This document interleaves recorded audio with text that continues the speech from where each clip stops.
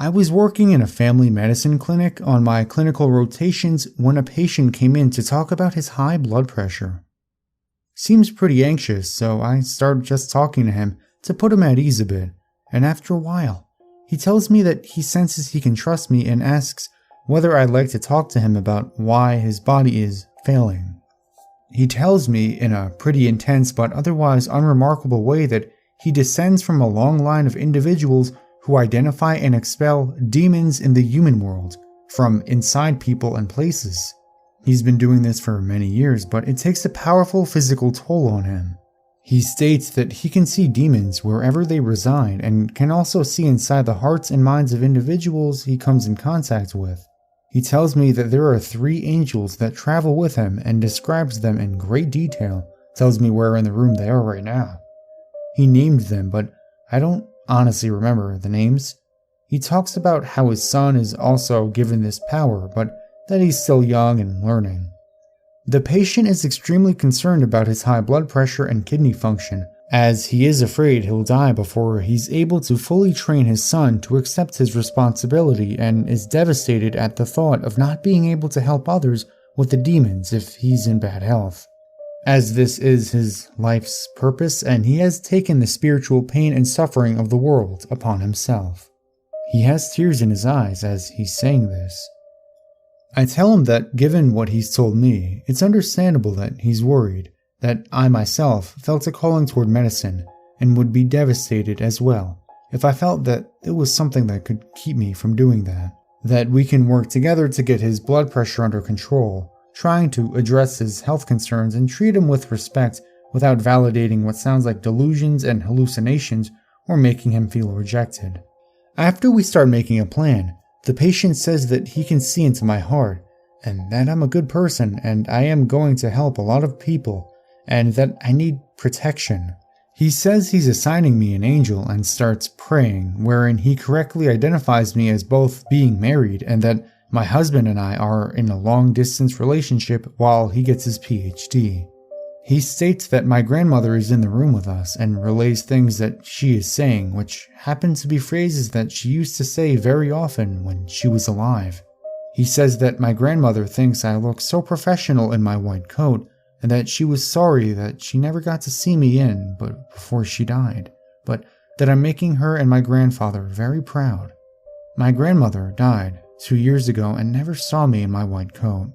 The patient finishes up by saying that I will see the angel that night, and correctly describes the layout of my apartment while telling me exactly where I'm going to see the angel. At that point, I was pretty freaked out, but I have a pretty strong poker face with patients, so I'm not showing it. Still, the patient leans towards me and says, "You know it's real now, don't you?" He asks me if I want to see the angels in the room. I decline. That night, I was at home, still pretty freaked out and honestly feeling kind of nervous. I'm not religious in any way and don't believe in any of that, angels, demons, etc. Still, that night, while I was standing in my room getting ready for bed, I could have sworn I saw someone walk through my bedroom kind of behind me out of the corner of my eye. I whipped around and kind of gave out a yell of terror, but there was no one there. The patient had told me that I would see the angel walk by while I was in my bedroom, so maybe it was just me being conditioned to see it, being nervous and everything, who knows. When I started studying psychology back in high school, I became interested in those TV psychics and mediums, and the art of cold reading and making educated guesses. I absolutely hated them, which I guess fuels my studying about them. I like to think that I can spot a cold reader and can separate my emotions enough while working to keep a rational mind at all times. The patient wasn't cold reading, and if he was guessing, he was amazing at it and took some risks that I don't think even the professionals would do. My husband was pretty casual about the whole thing. He thought it was weird and creepy just like I did, but he said, "Well, dear, if he was wrong, then you just helped a mentally ill patient control their blood pressure.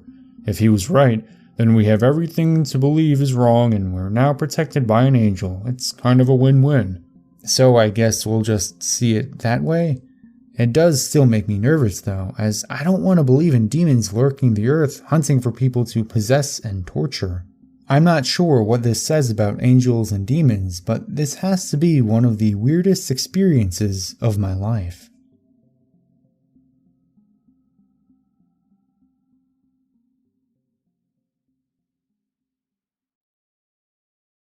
I live in a house of rules. I should explain. I moved here 3 months ago, flat number 27. The flat was a repossession. I never met the previous owner and to date know him only from the posts I receive in his name. I could make up stories of him vanishing or his screams being heard in the darkness one night. I could make exaggerated claims about all of this, but this is not a work of fiction, nor is it written to entertain. I had just got a new job, a promotion I had waited years for.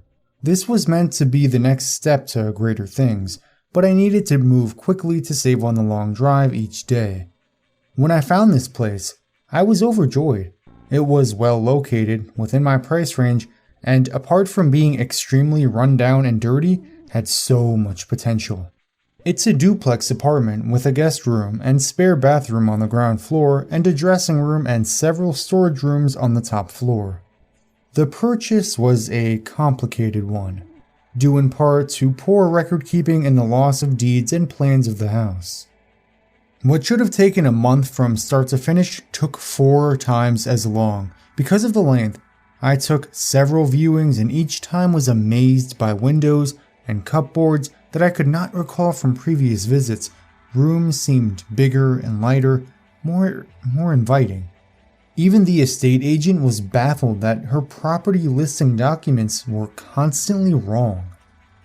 The neighbors in the block of flats are a strange lot. They don't talk. They keep to routines you can set a clock by. When I first moved in, I tried to invite them to a housewarming, so desperate I was to meet new people. Not one of them came. They get in at the same time every day and never leave the house. I never hear them moving around at night.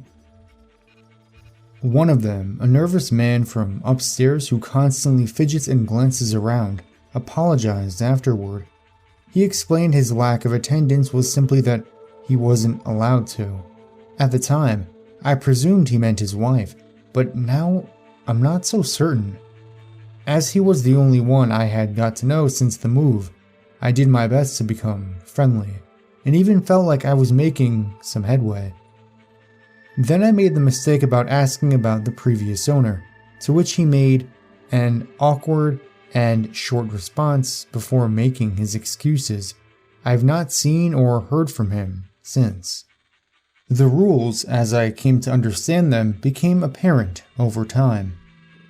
The first was sleeping only in my bedroom. I only slept once in the lounge on purpose, dozing on the sofa, until I woke up to my arm trapped between the sofa and the wall. A wall that was several feet away from the sofa when I closed my eyes a few hours earlier. I was overcome with a very familiar feeling, that I was somewhere I shouldn't be.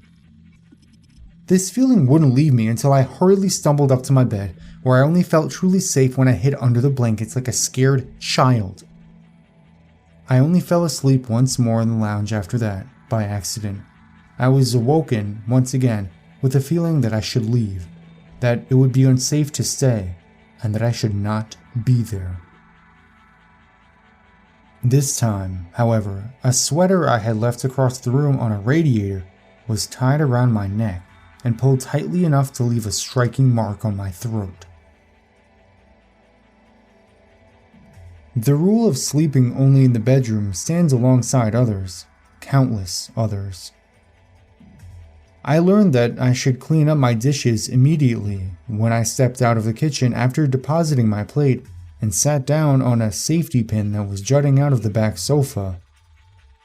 I learned not to take too long showers when the water suddenly turned scaling hot and remained so no matter how much I desperately tried to turn it off, and then was inexplicably normal temperature when I tried it moments after. I learned that I must hover and keep the place tidy, that I must not waste electricity, and that no matter what noises I hear at night, I should never, ever explore. Another rule is that guests are not welcome. The last time I had a guess, it was a friend who invited themselves, despite my concerns that I could not air down for the weekend by making arguments to come and see me until I relented.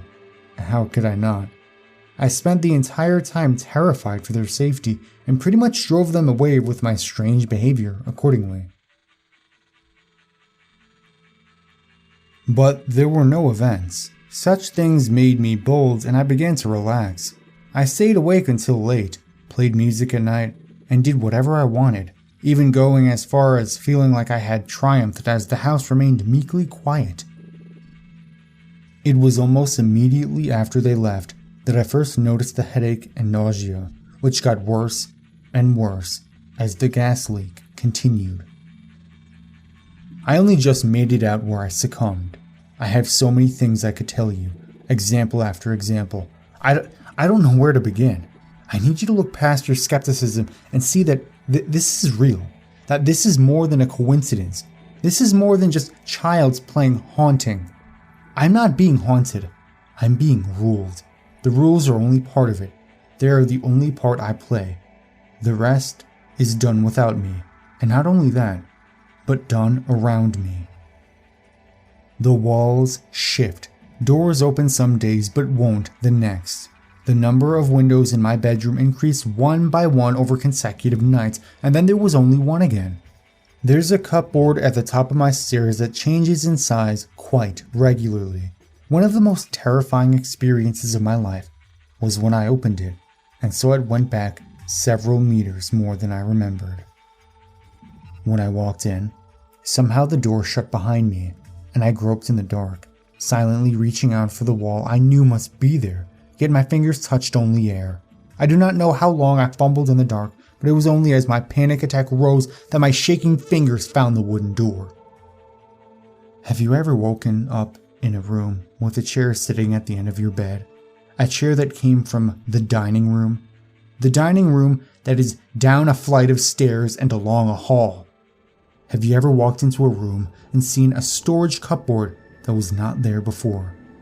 Have you ever observed more stairs on a staircase as you go down than there was when you went up?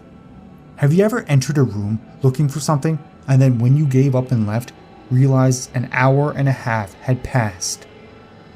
I have lived all of these things, and were I a better, more scientific man, I would have kept a running log of it all. I would have found proof. Proof I need to show the world I'm not crazy. That this is real. That it is a nightmare I'm living. 5 hours have passed since I sat down to write this, and when once I hope to prepare some lunch, and hope that there are no drawing pins in my bread, like last week when I realized I hadn't hovered, instead, it's getting dark. I now live a life of routine just like my neighbors. I just turned off the music. No loud noises after dark is one of the rules. It is the one I hate the most, because it makes me feel so alone. Lights left on in my rooms that are empty, or too many in one room, are prone to fusing, or even shattering without warning, so I currently only have the glare of the screen, the television, and the lamp. Soon, I shall be going to bed.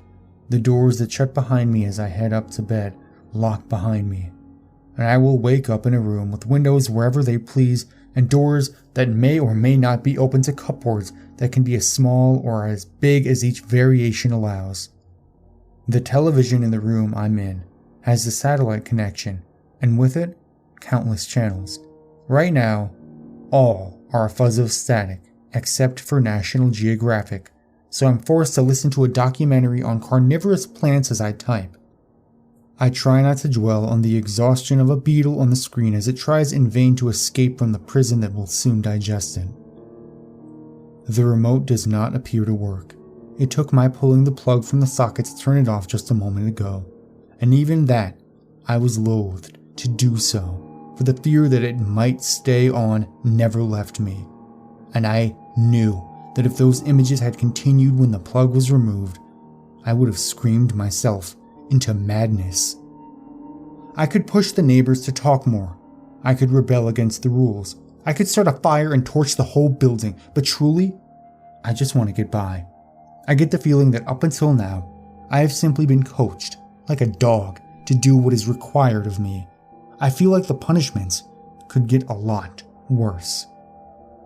The occasional demonstration of strength, the enforcement of the rules, and the occasional mild punishment when I transgress, like one taps the nose of a dog when it misbehaves.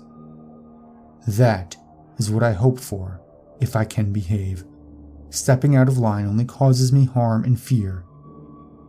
It is only out of fear and reference to my own human dignity that I do not explain here what happens when the house feels it really needs to punish me. Needless to say, the scar will be with me for the rest of my life. Which brings us to here. I cannot go on. I took the decision to write this with the remaining fight I still have in me to ask for help. I cannot do it over the phone. I cannot write a letter.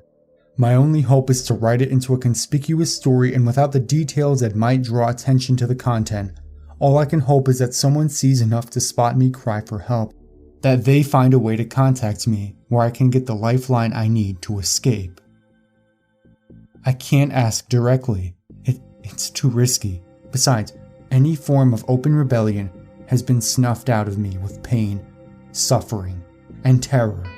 I fear for my safety, for my punishment, for breaking the rules. I'm surprised that it's been allowed to get even this far. In over 1,000 words I've written, there hasn't been a power cut or computer error that has lost everything. Perhaps there is still hope. But the truth is, I'm scared.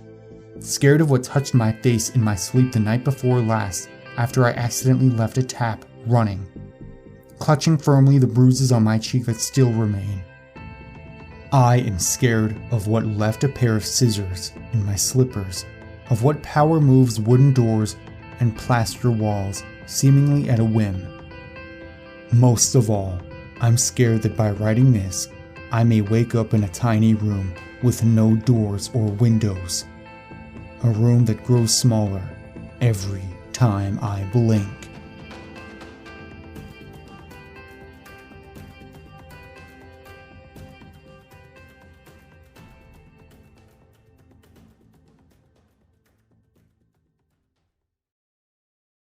My grandpa was 97 years old when he passed away.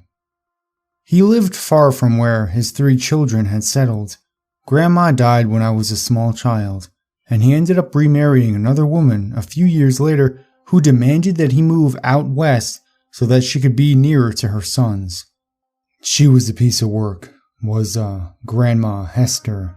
We all pondered how Grandpa could stand her. It turns out that perhaps he could not. We're not precisely sure when he developed dementia, but it was probably years before we noticed it.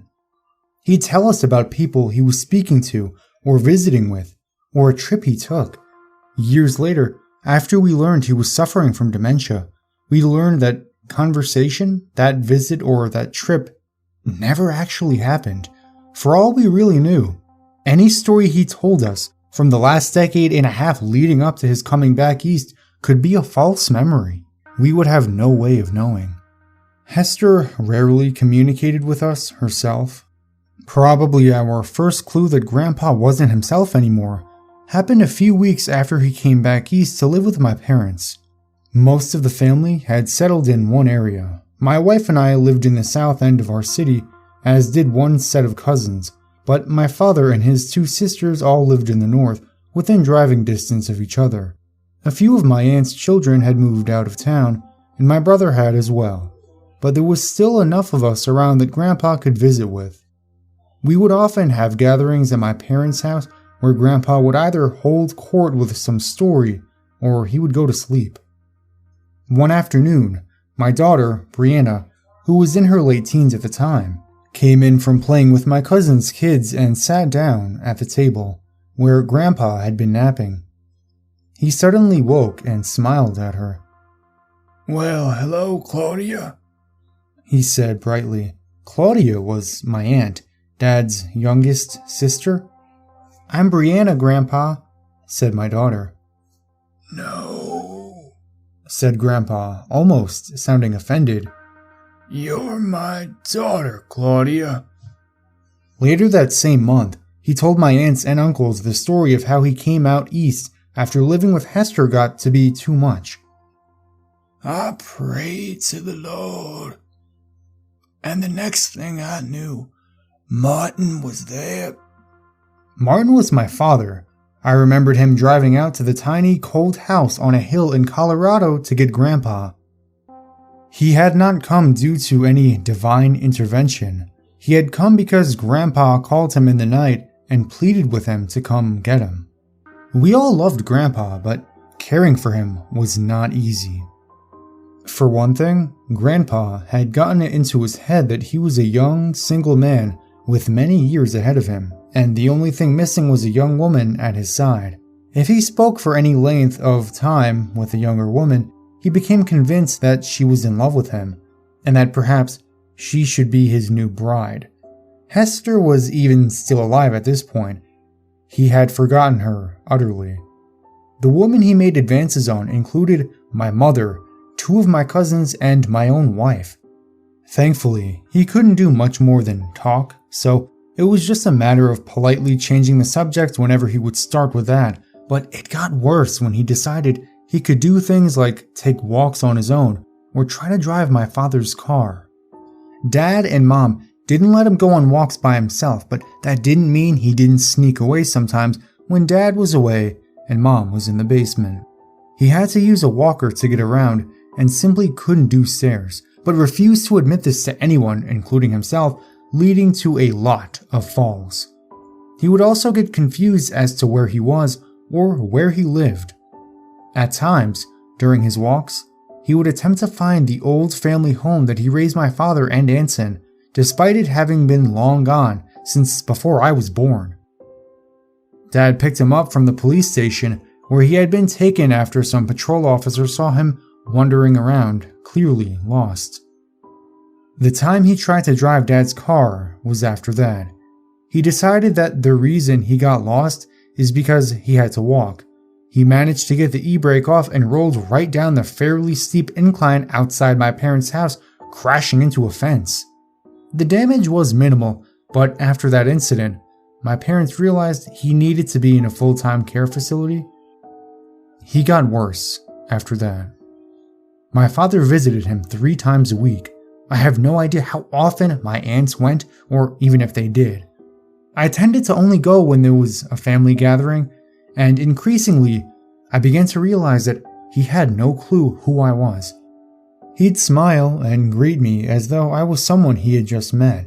He'd tell me about his children, describing them as little kids, and even going as far as to invent a friend who was looking after them while he was in his home with all these old people.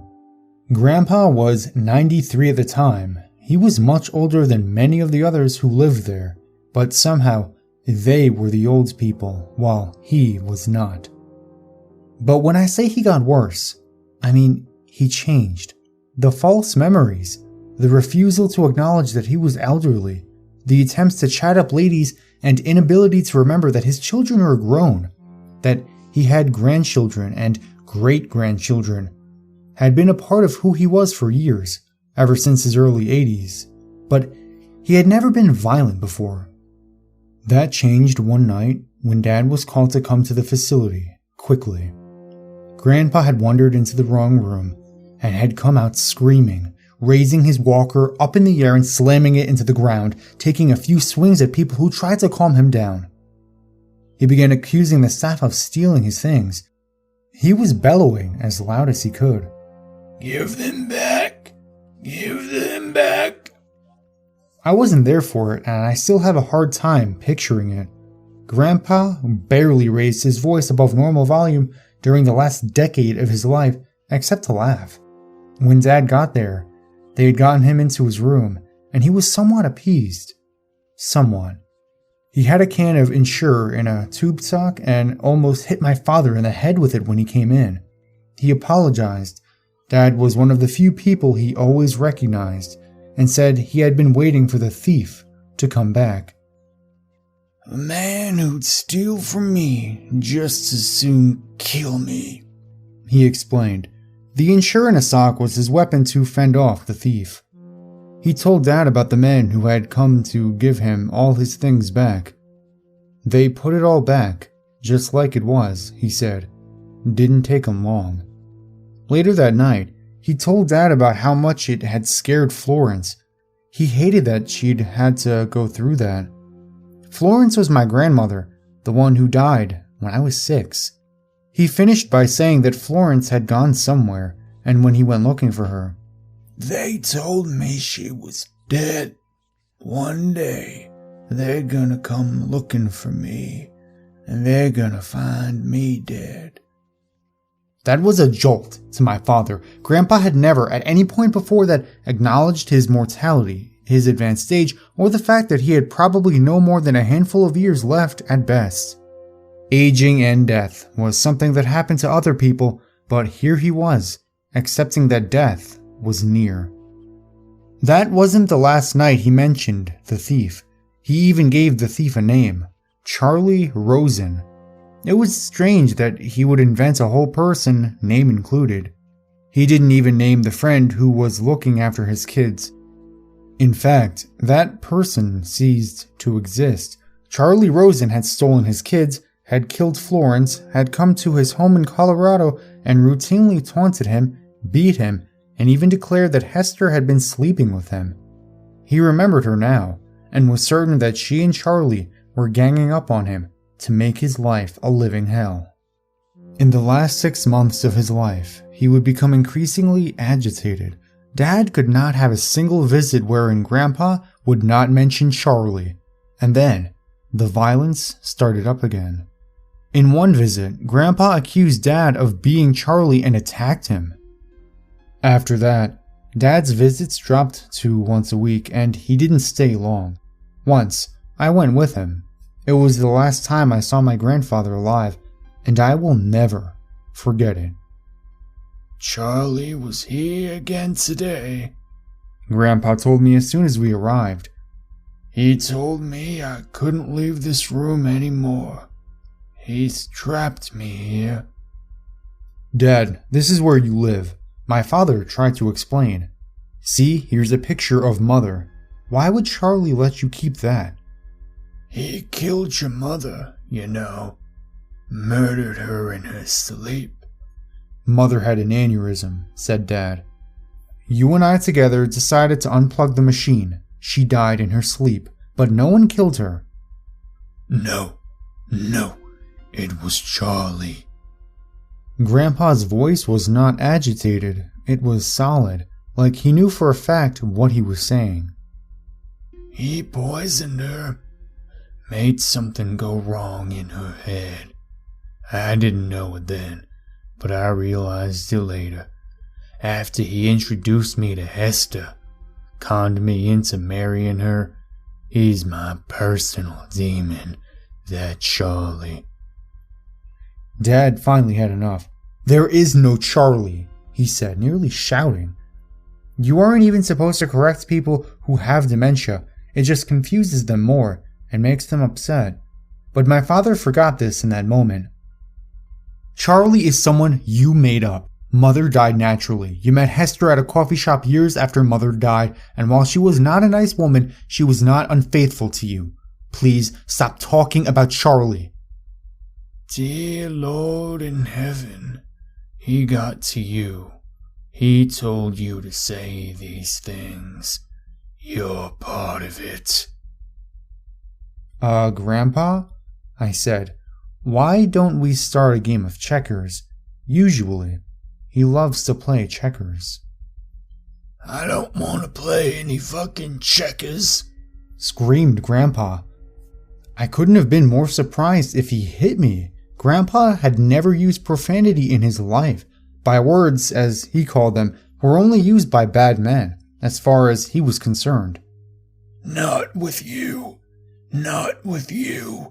Charlie Rosen's pet demons. He comes to me every day. He talks to me about Florence. He taunts me.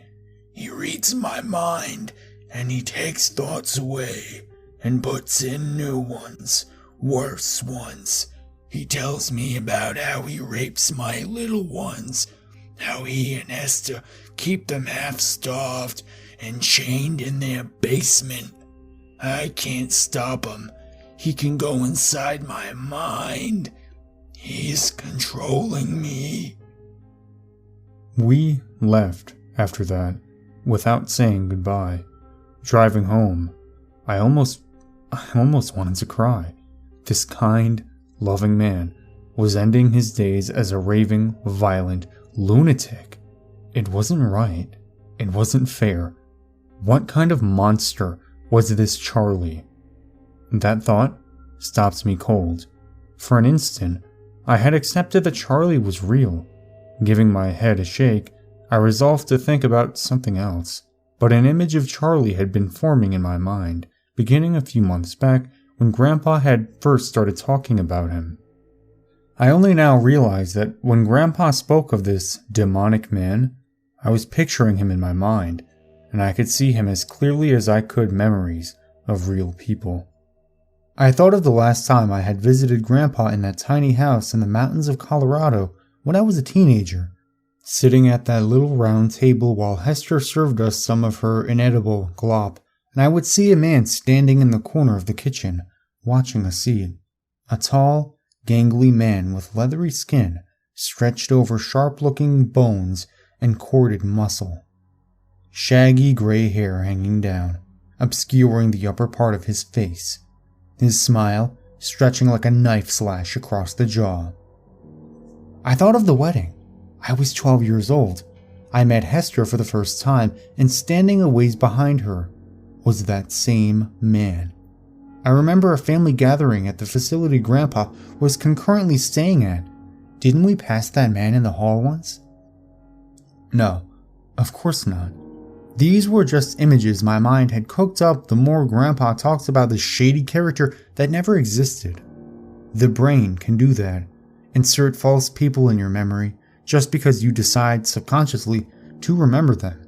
It doesn't mean you're insane, it's just another way for your brain to play tricks on you. Grandpa had invented a person who he talked about with such conviction, as though Charlie was real. So, my mind had conjured up a Charlie Rosen, but there was no Charlie Rosen. Grandpa died 2 months later. I remember the funeral like it was yesterday. I still wake up at night in a cold sweat, remembering. Everything was normal at the start. My parents, my aunts and uncles, my wife and I and our children, my brother and his wife and their son, my cousins, their spouses, and their children, we all gathered under the same roof for the first time in years. No one was missing. No one was out of town and couldn't make it. 2 of my cousins I hadn't seen since they were children. It was nice to catch up with them. The service was nice as well. The pastor who served the spiritual needs to Grandpa's facility was the officiator. Grandpa looked calm and peaceful, whole. So unlike what he had been in the last few months of his life. I started to feel calm myself. Grandpa was there where he belonged now, where the devils of his own decaying brain couldn't get him anymore. And then we drove to the cemetery. The coffin was lowered. We all sprinkled a handful of dirt on the coffin and began our walk back to the cars. And then the gravedigger came out of the shadows to start shoveling the rest of the dirt. I could barely read the embroidered name tag on his coveralls. It looked like C. Rose or C. Risen or... No, it couldn't be. He was tall, gangly with leathery skin, sharp-looking bones, corded muscle, long gray hair. And that smile that haunts my nightmares to this day. I watched as this phantom dumped shovelful after shovelful of dirt on my grandfather's coffin. He was laughing, softly, under his breath, but I have never heard such cruel laughter. Today, I felt like I had to write all this down to make sure I remember it all before things get worse. Because today, my father called me to complain that Charlie was driving past his house and staring in his windows. My eyes are in a feverish affair with the clock, and my focus is none the wiser. The police dispatcher is pleading for me to humor her inquiries, if for no reason other than to keep my consciousness afloat. It's so late, and today has been so challenging. Nevertheless, I'll gratify her with my story because I'm really in no mood to tell it again later. Mary M. Cliffington happened into our photo center again today. These visits are becoming relentless, as are the innumerable poorly photoshopped images on her SanDisk flash drive. Every day it's the same process. She perches at our photo kiosk, orders small batches of 5x7 and 4x6 photos, and croons over the photo printer as it squeals its mechanical protests. The unfortunate photo specialist on duty is then scolded by dear old Mary M. as the color in my son's face is coming out too pale, and my granddaughter's dress looks too much washed out, becomes as recitable as the Lord's Prayer. The project is then gifted to me, as I'm the only one who receives her limited mercy. This is due, in part, because I'm the only one in the store qualified as a professional photo editor.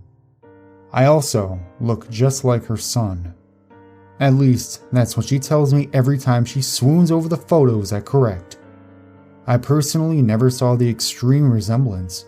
We have similar Hollywood-esque hairstyles, dark stubble, light eyes, and a fair complexion, but that is where the similarities end. Well, that is my general assumption. Truthfully, I've never met him. According to Mary M., they don't get along so well these days.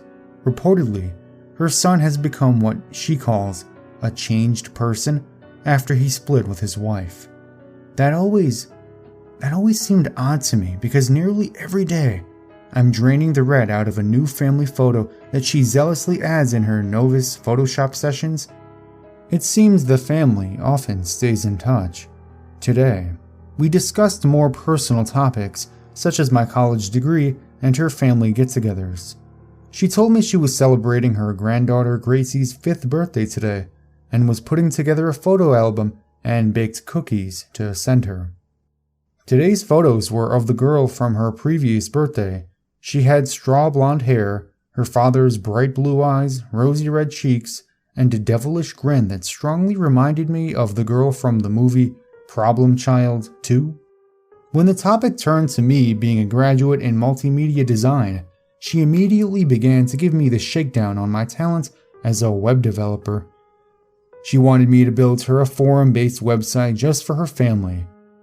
She wasn't fond of the public limelight social media granted, but wanted regular updates from her son, granddaughter, their prized show horses, and images from all the reunions they had over the years.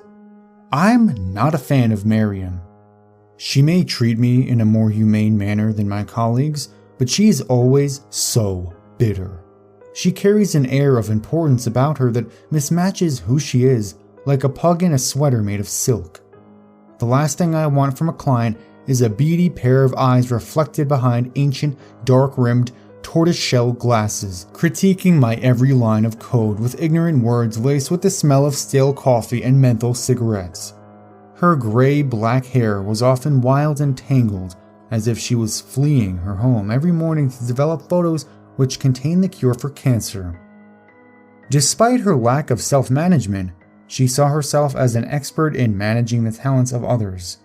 I never inquired about the specifics of her family problems, but I assume this attitude must cause the bulk of it. The sense of entitlement is something I don't blend well with. After endless barrages of questions about my rates, schedule, and ability to tutor her in Photoshop, I gave her my business card and told her to call me in a few weeks. Truthfully, I'm in my 2-week leave period and on my way to a better job, and this was a simple method to evade her until I would never have to see her again.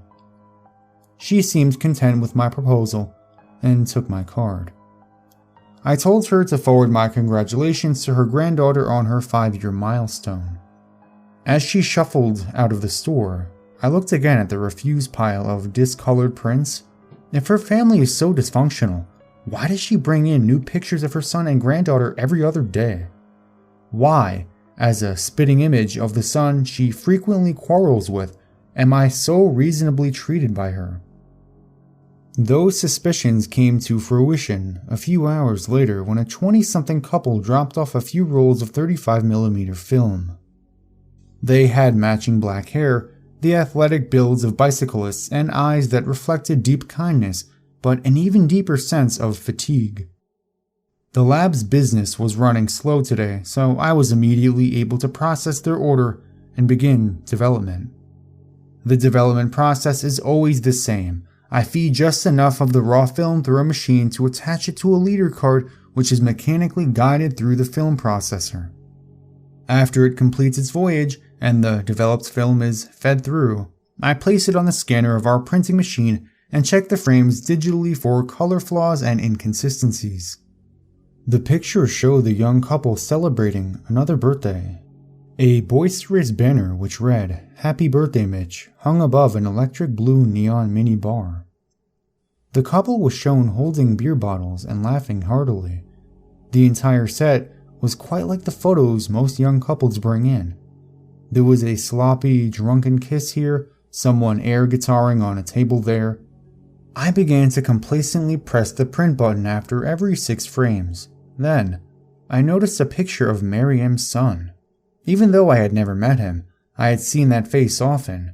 It was a face that was branded into the back of my eyes like the bright red digits of a digital alarm clock in the first few moments of morning consciousness. I was intrigued that these two may also be familiar with the eccentric woman who both frowned upon and adored her family. As I was packing up their photos and ringing up their orders, I decided to make some conversation. "So, you know, Miriam Cliffington?" I asked casually. Silence. I glanced upward, and the glance became a fixture. A paleness and shock had matched the exhaustion they both wore in their eyes. "Are you okay? I recognized your son in your photos." The girl spoke, tears welling in her eyes. "That's our friend Mitch. Those photos were taken a few weeks ago. He passed last week. This order is for his funeral slideshow." Her boyfriend spoke next, clearly unsettled by retaining his composure as he quickly recited what I'm sure he has gotten used to explaining. "He and his daughter were found dead in Miriam's home last Sunday, poisoned. The police have been seeking her for questioning. Have you seen her recently?" I was floored. I'm rarely one to lose my cool, but I began tripping over my words like they were raised on a high wire. I mean, she was just here a few hours ago. She said she was celebrating Gracie's 5th birthday. She's working on a new photo album. They were new photos. The girl spoke next. "We need to call the police immediately. Gracie's birthday was the Tuesday before they were found. They didn't enjoy visits with Miriam, but she insisted on being with them to celebrate." Call them, I did. I spent the rest of my shift plus 2 extra hours conversing with a police detective and the couple. He asked me to print out the information we had on Miriam and if we had any idea of her whereabouts. They inquired about the frequency of her visits, the types of purchases she makes from the rest of the store, her current appearance, and general abnormalities in her behavior. I gave them what they needed, along with surveillance footage from the cameras we had hidden around the building. They gave me the direct line to their office and sent me off with my assurance that I would call them immediately if Miriam came into the shop again. The drive home felt relatively non-existent. The thoughts of what occurred seemed to dominate my sense of time while on the road. Had this lady who compared me to her own son been responsible for his death? For the death of his daughter? Would I see her before the police? I arrived at my house in the same psychological state as when I left the store. I nearly broke my ankle while stumbling over a package that was placed in my front entryway. I brought it inside into the light and saw that the sender's name was Mom. I wasn't sure what the occasion was, but I assumed it was a late Thanksgiving care package. Regardless, it was good to receive mail from her. I wasn't sure where her new apartment was. Now I had her address. 6312 Prospect Road. Inside the package was a tin box of cookies and a neatly wrapped rectangular gift. I hadn't gotten to eat lunch with all the police activity, so I immediately started tanking through the cookies as if I had also skipped my last 5 meals. After my 4th cookie, I decided to wipe the crumbs from my hands and see what the mystery gift was. I unceremoniously ripped the red and gold metallic paper off of what appeared to be a small photo album bound in black vinyl. I opened it with giddy curiosity and felt the blood empty from my face. It was a timeline of photos of Mary M. Cliffington's family. These weren't the fun family get-togethers I had recreated at the photo lab. I hadn't printed these at all. Page 1. Mitch and Gracie are propped against the arm of a tan leather sofa, daughter wrapped in father's arms. Their eyes are sunken and rolled backwards, and their tongues are lolled out of their mouths in an unnatural brown color. There's a dried spittle and yellow foam coat in Mitch's black stubble, and a mixture of blood and vomit on the front of Gracie's shirt. The blood vessels in their faces are sickly blue, and their skin is pale and puffy. This photo is labeled, Tuesday, Happy Birthday, Gracie. Page 2. The bodies are placed in a maroon 2013 Toyota RAV4. They've been cleaned up and posed. Mitch in the front seat, Gracie in the center back seat. Their skin has continued to swell, so their eyes are puffy slits. Their now purple lips have been sewn shut and side-stitched into makeshift smiles. One of Mitch's arms is placed on the wheel, the other propped against the passenger seat in a pathetic wave. The label, Wednesday, taking Gracie to school. Page 3. The bodies are now dressed in swimsuits and are posed around a kiddie pool. Mitch had to be propped in an unknown manner that is cleverly hidden from the frame. He's on his knees at the edge of the pool in blue and white Hawaiian shorts. Gracie's in the pool, positioned on her belly in a striped pink one-piece bathing suit with a matching swimming skirt. Their hands are duct taped together, and their skin has taken on. Gracie's in the pool, positioned on her belly in a striped pink one-piece bathing suit with a matching swim skirt. Their hands are duct taped together, and their skin has taken on a sickly yellow color. They're starting to bruise and darken in areas which have evidently been placed for too long. The label, Thursday, teaching Gracie to swim. Page 4. Mitch is now dressed in a handsome ivory tuxedo, which has a few off-color strains where his skin is starting to split open. He's at the kitchen table with a full glass of white wine and a lit dining candle in front of him. The sleeves on his arms reveal dark bruising where the tape was wrapped with his daughter's arms the day before. Gracie is not in this picture, but Miriam is. She's grasping one of his rotting hands in one of her own, with a brimming glass of red wine in the other. She wears a motherly smile that sickeningly matches the sewn-on smile her lifeless son now wears. The label, Friday, dinner with the boy. Page 5. Gracie is propped against the wall, the skin of her arms ripped off where the tape was just 2 days prior. Her face is beginning to lose its humanity, but is now coated in makeup worthy of a Little Miss Sunshine pageant. Her straw blonde hair is curled and bouncy, and her artificial smile is beginning to tear along the stitching. Next to her is an assortment of porcelain dolls, each made up and dressed with care that is a bit too sophisticated for a 5-year-old girl. To the far left of the frame, Miriam's reflection can be seen in a full-body mirror, pointing the camera at the twisted salon she constructed. The label, Saturday Girls' Night Out.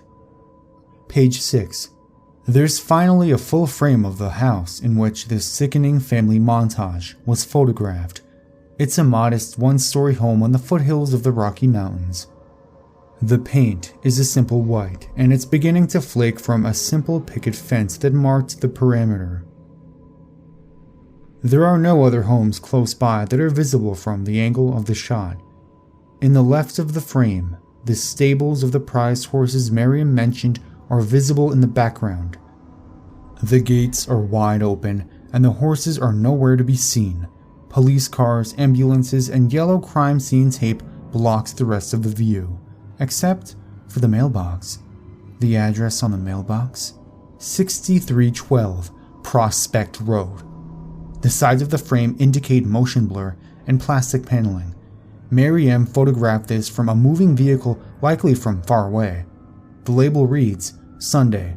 The family gets to see policemen in action on career day. On the final page, Mary M is standing in front of my house with the package I had just opened. The label, Thursday, dropping off goodies for my favorite son. In that moment of realization, weakness took control of my body, not just from the imagery I was subjected to, but from a sickening feeling that burned in my stomach and intestines. Words from earlier were ripping through my skull. You look just like my son. He and his daughter were found dead in Miriam's home last Friday, poisoned. I forced myself to scan the backgrounds of those horrible pictures. On the first page, in Gracie's lap, was the cookie tin I had just eaten from. This package was not from my mother. It was from a crazed mother who thought I was her son, guided to my home from the business card I gave her. Now here we are. I don't think I have much time left. I'm starting to lose focus. My eyes are in a feverish affair with the clock, and my focus is none the wiser. Maybe they'll get married and elope. I'll invite this dispatcher to the wedding if I make it through this. I vaguely realize that it doesn't make sense, but I don't mind. I'm so tired, and now I can't stop coughing. I think I hear the sirens in the distance, but I'm not sure if the ambulance has a cure for vomiting blood. Someone is coming up the stairs. I have to go now. Miriam is here, and she wants to give Gracie swimming lessons.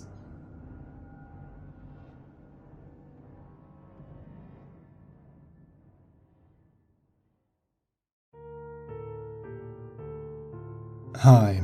Before I start this story, I would like to say that I had no intent of sharing this with anyone. I planned to do what I had to do and be done with it. Forget about it. Forever. Now, I'm not a violent person, or at least I wasn't before all of this happened. I'm sitting on the roof of some old-ass building in the middle of fucking nowhere. I haven't seen a human face in a good week, and I've literally been living off of scraps I bought before I fell off the face of the earth. But that is beside the point. I feel like if I don't tell anyone this story, then I will go insane. People need to know what the fuck is out there, and how there are people that will change your life forever and not even give a shit. So, on to the story. My name is Mason Hackworth. I'm a 34-year-old man who used to be a firefighter for my own town. I prefer to keep my former place of residence a secret so I can protect the identity of my former friends and family. About 1 year ago, I had recently married my wife.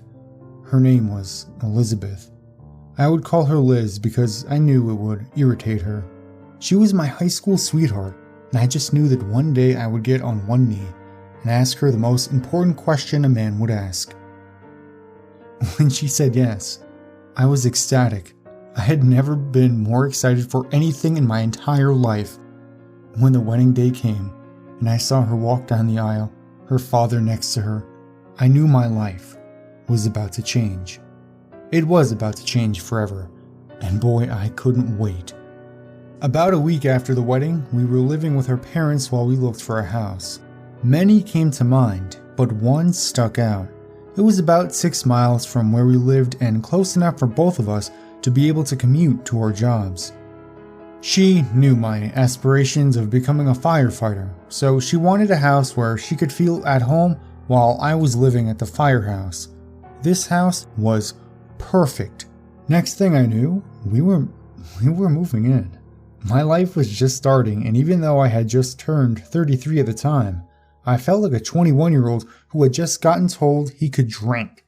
Fast forward 3 weeks and we got the news my wife was pregnant. It was one of the happiest days of my life.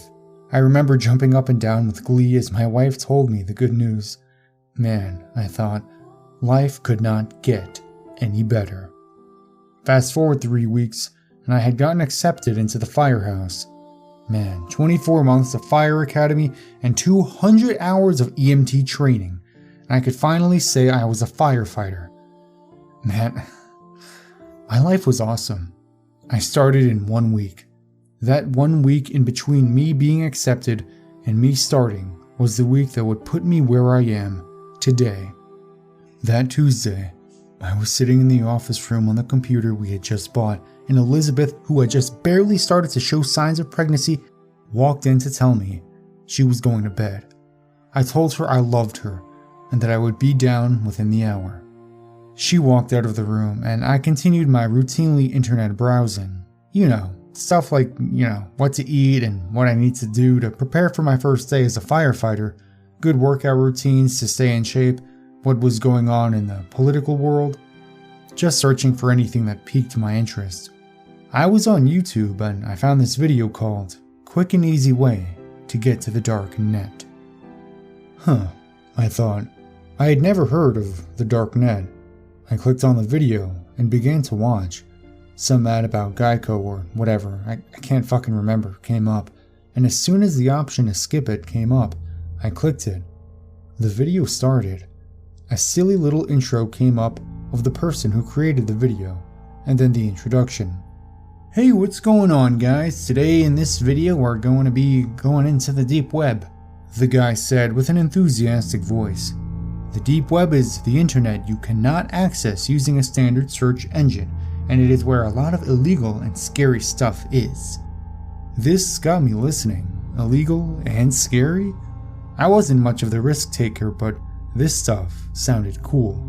To know there was a whole world out there hidden from everyone else that only people who knew how to access it could get to really interested me. I looked at the time, 9:34 p.m. I could mess around for about 30 minutes, then mute my wife in bed. Apparently you needed this search engine called Tor. I followed his instructions and downloaded it. Now, before I go any further, I want everyone to know that I do not condone anybody going onto the deep web. Those silly tutorials you find on the internet of how to get to the deep web are pure bullshit. That isn't the deep web.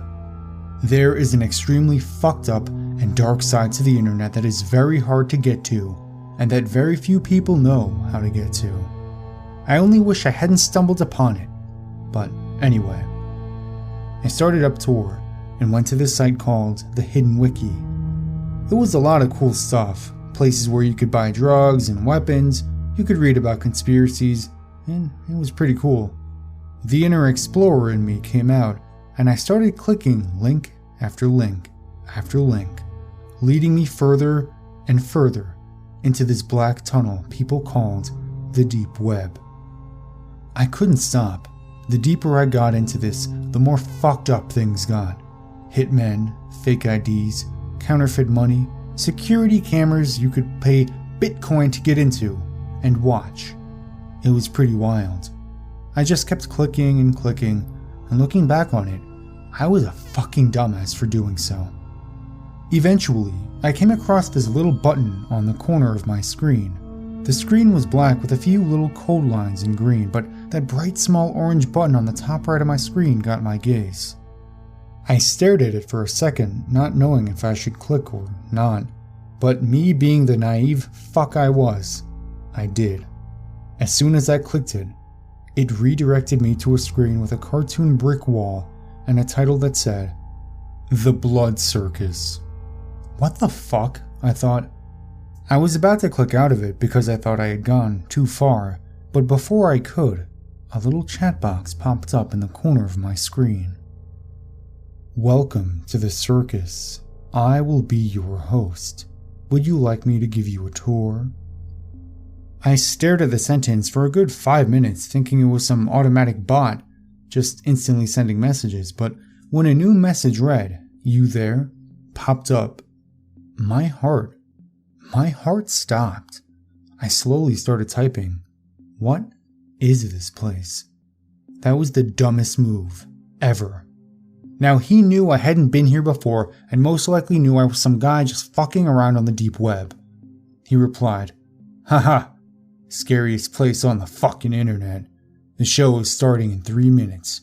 You want in or not?" "Sure," I stupidly typed. Seconds later, a message popped up saying, "Very well, however, I must warn you, no one who enters the blood circus ever comes out. The same. Thinking this was just some funny little saying, I replied, "That's fine," and I was then quickly redirected to some type of live feed and a chat box to the right of it. People were talking in it like you would see people talking over text. "Ugh, I have to go to work tomorrow and I really don't want to go." Or, "Is it raining for anyone? It's a fucking hurricane where I am." The casual nature of the people's messages kinda relieved me, and I began to relax. Suddenly, the live feed window came on, and in shitty 240p quality, it showed a man dressed in all black with a skull mask on, leaning close in to the camera. People in the message box started showing their excitement as to what was going on, and I'll be honest, I started to get a little confused. The man on the camera stepped back, revealing they were in some cement underground bunker basement looking thing, and there was what looked like to be a piss and shit in the corner of the room. In the center of the room was someone blindfolded and tied up. They were bloody and on their knees. They looked like they had been tortured. The quality was very bad, but from what I could tell, he wasn't even that old, 15 at most. "What the fuck?" I said out loud. I began to tense up. In hindsight, I should have closed it and just been done with it, but I didn't. The man in black, with the skull mask on, leaned over the boy and pushed him forward, landing him on his hands and knees. He was ass naked, and he let out some kind of a moan of desperation and pain. He was muzzled, but it sounded like he was saying the words, "Help me, God. Please, help me." The man in black proceeded to unbuckle his pants and started fucking the boy. The boy let out muffled cries for help and screams. I was in shock. People in the chat cheering him on, giving instructions of what he should do next. What the hell is this place? I snapped out of my shock and began frantically trying to close out whatever the hell I was watching. Nothing happened. I clicked the exit button well over 100 times. I tried to task manager my way out of it, but it wasn't even showing up as one of my tasks. I was literally being forced to watch the horror that laid before me. The man in black thrusted his hips back and forth as the boy was screaming for help. Did people have no sympathy? What is this? All of a sudden, the man stopped and looked up at the camera. He walked over to it and looked at it closely. "What's the rush, Mason?" I stopped trying to close out, and I froze. I looked at the screen. I was trembling, but other than that, I was paralyzed with fear. The man on the screen tilted his head and said, "Going somewhere?" That was it. I was gonna get out of this one way or another. I reached around my desk and pulled the power cord, grabbed the computer and the monitor, went out back and burned them in our driveway. I went back inside, and to my surprise, none of the noise had woken up my wife. She lay there in the bed, asleep. I stood in the doorway and looked at her for about 10 minutes before crawling into bed. I looked at the time on the digital clock next to the bed. It was 3 in the morning. I stared at the ceiling, wondering what I was going to tell my wife about the burnt computer in our driveway tomorrow, because there's no way I was going to tell her I watched a teenage boy get raped, and then my name gets spoken out by some stranger. That was the last thing I remember before waking up the next morning to sounds of pots clinking in the kitchen. Liz was up making breakfast. Everything seemed normal. The sun was shining, I was alive, and my wife was in the kitchen. I got up and went into the kitchen. "You look tired. Are you okay?" my wife asked. "Yeah, just had a hard time sleeping last night. I'm fine though." "Well, alright. I'm making eggs, so sit down and I'll get my big strong firefighter a plate, okay?" I sat down, and within the minute I had a nice, steaming plate of scrambled eggs in front of me. She sat down next to me with some coffee and started to complain to me about what all she'll do today and how she should just quit her job and find another thing that makes her happy. I must have looked weird because she shook my shoulder and said, "Hey, are you sure you're okay? You're acting strange." I looked up at her with a concerned face and sighed. "It's nothing, honey. Just kind of a bad dream, and it woke me up. I had a hard time falling asleep." Thanks for being concerned, though. I love you." She smiled and rubbed my back and said, "I love you too. I'm here if you need anything." I looked at her and smiled and began to eat my eggs. As soon as I was done, I told her I needed to run to the supermarket to pick up a few things we were running short on and that I would be back in a bit. She said okay, and I was on my way. At the supermarket, I had some time alone to really sit back and think about what I had saw last night. I knew the internet wasn't always the prettiest thing out there, but to know that shit like that actively went on in the hidden corners of the web that not a whole lot of people knew about made me physically sick to my stomach. Then I realized something that made me almost throw up. I remember the guy on the YouTube video saying how important it was to protect your IP on the deep web so people couldn't find out your information or where you lived. I didn't even think about protecting my information. Oh shit. I thought, now some sick fuck probably has my information about where I live and could potentially do harm to me, or even worse, against my pregnant wife. I didn't even purchase what I had picked out at the store. I left my cart in the middle of the aisle and sprinted to my car. I'm surprised I didn't get pulled over by a cop on my way home because I was going well over 100 miles an hour. When I got home, I saw my door had been opened. This made my heart sink. Goosebumps the size of golf balls popped up on me, and I slowly made my way into the house. What I saw made me drop down to my knees. My wife, or what was left of her, scattered on the floor. Intestines, lungs, her heart, all in different places. I puked all over the floor. Tears rolled down my face at the sight of the woman I loved, dead, all around me.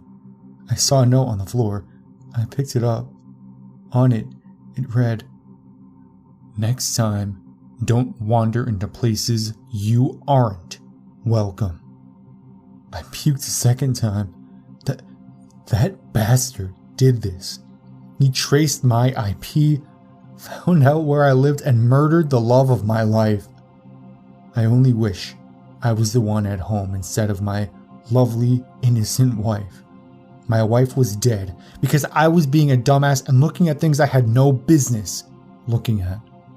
I called the police as soon as I composed myself and told them that they needed to get here now. They arrived in about 10 minutes and investigated the scene. The officers were obviously disgusted, and their disgust turned into rage once I told them that she was pregnant. I told them everything. How I tried getting on the deep web, accidentally stumbled across a sick video, and how the guy in the video found my IP and did this to her. As angry as they were, they couldn't do anything because I couldn't provide them with a URL. How the hell was I supposed to remember a goddamn URL with all the shit that happened last night? Angry but trying to compose myself, I told them that they should just leave. They sent in a cleanup crew to pick up the mess, and they were on their way. I went back inside to my now empty house and sat on the couch and began to scream. I screamed out of rage and anger. I began breaking things and throwing things. I smashed our TV screen with a lamp, and by the time I was done, it looked like a tornado had went through the damn house. I was no longer sad. I was furious. I was going to find the bastard that did this and give him what he deserved. I grabbed that note he had left and put it in my pocket. I began to pack. I packed clothes, food, water, and my credit card. Everything someone would need for a road trip.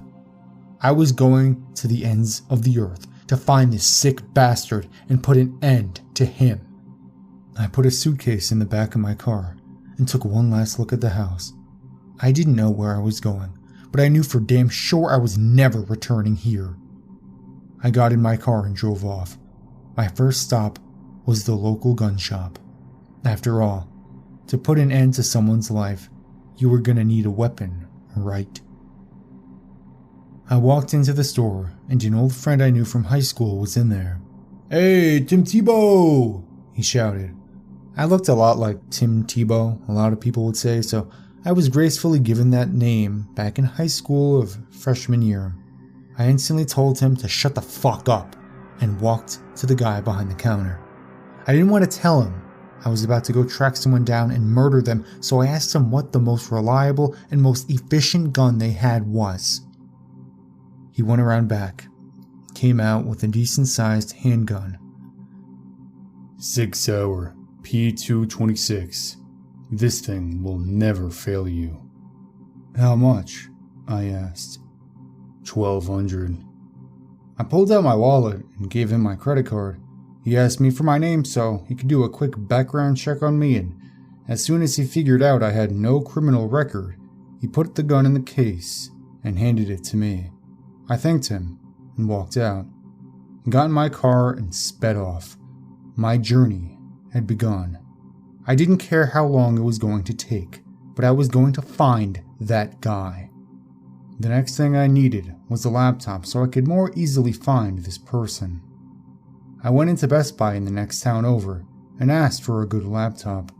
They handed me some HP laptop that I didn't even know the exact name of and said it was going to cost me $1,000, not including tax. I remembered in order to get a connection, I was going to need a hotspot so I could have internet. I asked the man to direct me to where they kept their MiFis, and I went over and grabbed one. I walked up to the counter and purchased both the laptop and the hotspot and quickly got out and drove off again. I drove for about 2 hours before I decided now would be a good spot to pull over and do my first bit of research. I pulled into a Carl's Jr. parking lot and went inside. I wasn't hungry at all, so I just went to the back of the restaurant, sat down, and fired up my hotspot. I opened the new laptop and went through all of the registration bullshit, set up a password and an email. About 10 minutes I was in. This is where I got lost. How was I going to track down a dude whose name I didn't even know? I didn't know what he looked like or if he was even a guy, to be honest. I sat there for about 20 minutes, not knowing what to do. I began growing angry. I slammed down on the table, "Fuck!" as loud as I could. Everyone in the restaurant turned to look at me, and I sat there awkwardly. I looked at the time, 12:03 a.m. I needed a hotel room. I picked up my things and drove to this Motel 6 that wasn't too far away. I didn't even know the name of the town I was in, but frankly, I didn't care. I asked the lady at the desk for a room for one night, and she said it would be $250. Once again, I whipped out my credit card, paid, and then walked up to the room and laid on the bed.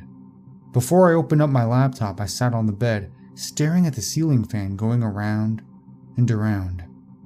Let me tell you, it's crazy how much your life can change in less than 24 hours.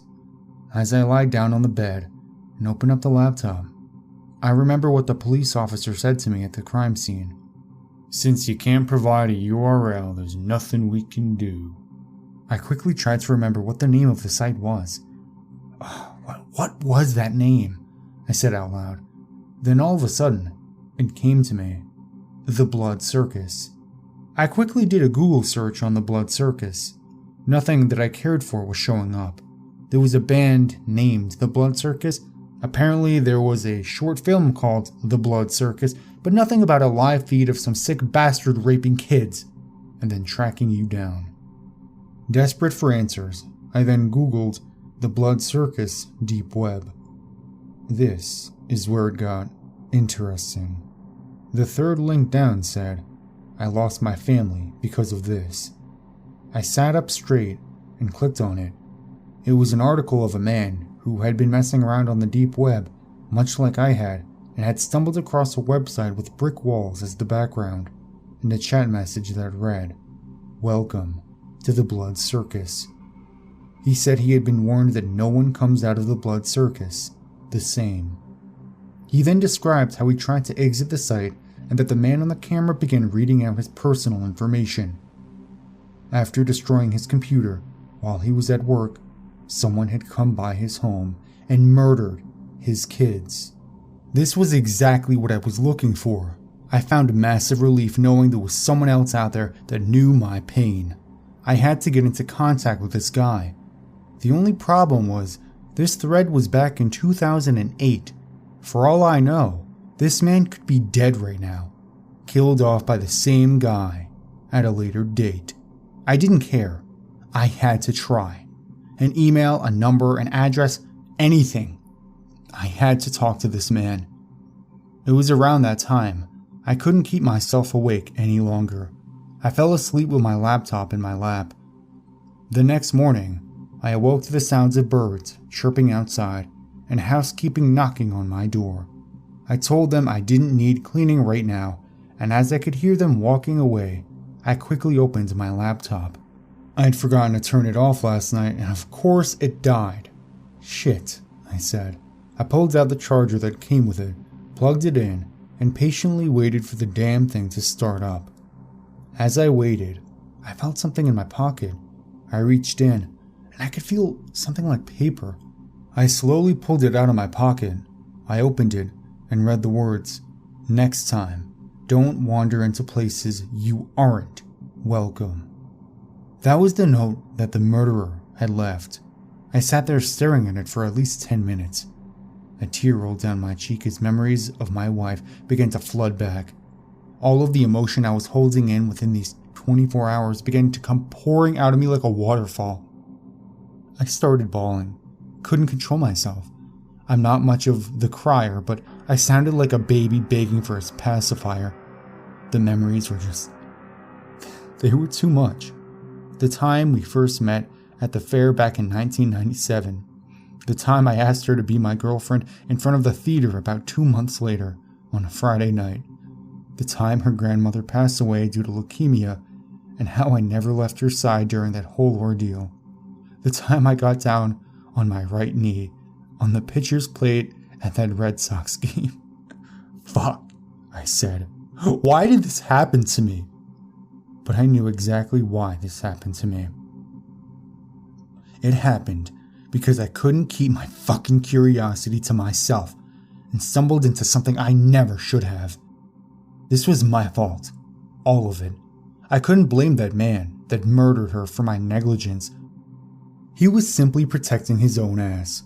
I then remembered I made a promise to find that sick bastard that was responsible for my wife's death and end him. I looked to my right and into my reflection in the mirror. I stared at myself for a good hour before even moving my head. I looked at the gun in its box next to my suitcase. Like I said, I had vowed to find that man who caused the death of my wife and kill him. And well, I already had. I slowly walked over and picked up the box. I opened it and stared at the black handgun with 2 magazines of ammo in the box as well. The words, Sig Sauer, professionally engraved on the side. I picked it up out of the box and loaded around. I cocked it around and started staring at myself in the mirror again. As I stared deep into my own soul through the mirror, I slowly raised the gun and placed it on my right temple. Tears rolled down my cheeks. I had found the man that had caused my wife to die. On the bright side, I would see her again soon. I stood there for at least another hour, a loaded gun to my damn head, and me being too much of a pussy to pull the trigger. I then looked down and noticed something. My wallet was open, and in it was a picture. It had 2 people in it, but I couldn't tell who they were. I stared at this picture for a minute before realizing it was me and my wife. It was us at high school prom back in 2000.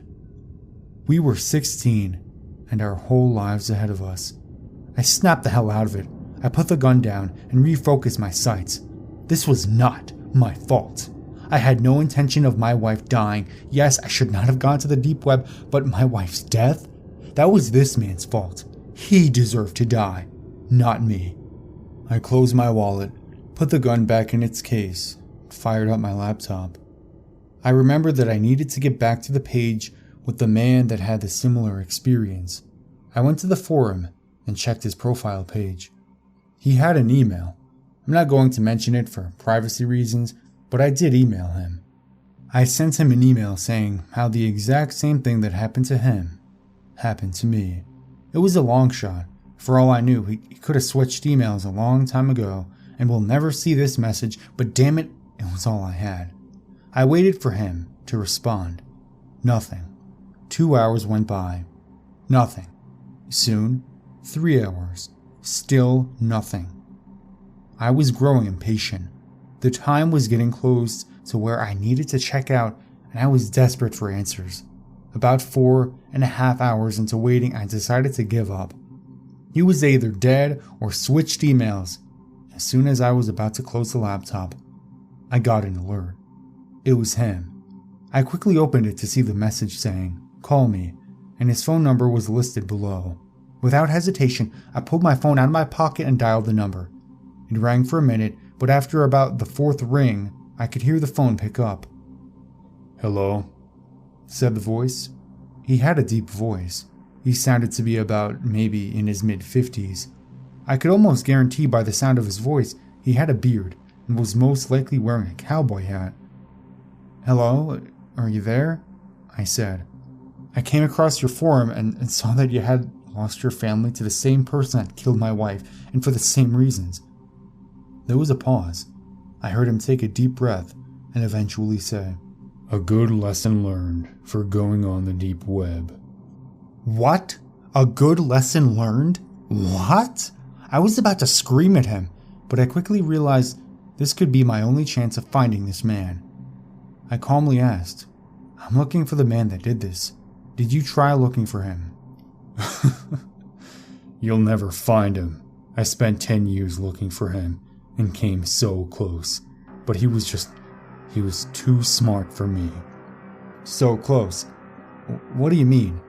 He actually came close to finding this bastard? What do you mean, you came close? You know where he is?" "Not really.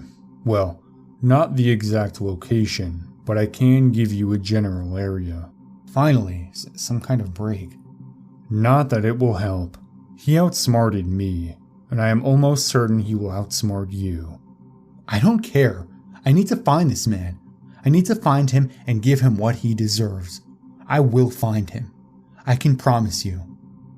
He didn't say anything for a second, but eventually mustered the words, "Lake County, Oregon." I tracked him down to Lake County, Oregon, but when I got there, I never figured out exactly where he was. "Thank you," I said. "I'll make sure to keep in touch with you." I hung up and immediately started packing. Where I was now, I assumed I was about 4 hours away from Oregon, not counting traffic and pit stops. Including that, I was probably about 5. I didn't want to waste money on a plane ticket, so I packed my shit and got in the car. As I got in the car, I looked at the time, 12:30 p.m. If I timed it right, I could arrive in Lake County around 4. This was it. I was going to find this man and rid him of this planet. On the way, I had some time to think though. What if I get the wrong guy? What if the guy that killed my wife was not the same guy on the camera? What if there's more than one person involved in this? Well, I'd find out sooner or later, I guess. I had to make a few pit stops along the way, but in general, I kept a steady pace going the whole time. Every now and then, I would have hallucinations of my wife standing on the side of the road as I drove past her. I tried to block these out because I knew they weren't real. They couldn't be real. But they just kept showing up. Her cold, frail body, staring at me as I drove past. Hell, I nearly drifted into the other lane in front of an 18-wheeler, looking at her about 20 miles outside the Oregon state line. When I arrived in Oregon from the eastern border, I made a stop at the Welcome Center. I walked in and kindly asked the lady at the desk how far Lake County was from here. She didn't know, so she typed away at her desk for a bit, and before she told me, she asked, "Why are you going there? You got family?" I hesitated to reply. I looked away and casually replied, "Yeah, I guess you could say that." She then handed me a little brochure and said, "Lake County is about 100 miles from here. Have a nice trip." I turned away, and at the same time I said thanks. Let me tell you Oregon isn't as pretty as everyone says it is. Yeah, maybe up near Portland with Mount Hood and all of the pine trees, but a lot of it looks like the surface of the moon. Flat desert land with the occasional plateau, and sometimes the occasional tree without leaves. When you entered Lake County, nothing really changes. Cowboys are apparently a big image in Lake County. You could call it the capital of the county. Lakeview had at least 4 big statues of a cowboy holding a little revolver pistol, wearing a yellow button shirt and a bandana. I had decided this is where I would make my first move, and since there was not too many towns in this little shitty county, let alone people, I had a feeling finding suspicious activity would be relatively easy. Lakeview was not the most welcoming town either. The whole place kind of, it had a dead sense to it. Everywhere you went, if you saw anyone, they wouldn't even speak to you. They would just look at you and move on. I went to a local little hotel they had and told the lady at the desk that I did not have a specific time that I was going to check out, so I would just pay day to day until the time came. That seemed to be okay with her because she nodded and gave me the key. The hotel had no elevators, just stairs, so I was not too thrilled when I had to walk up 4 flights of stairs just to get to my room.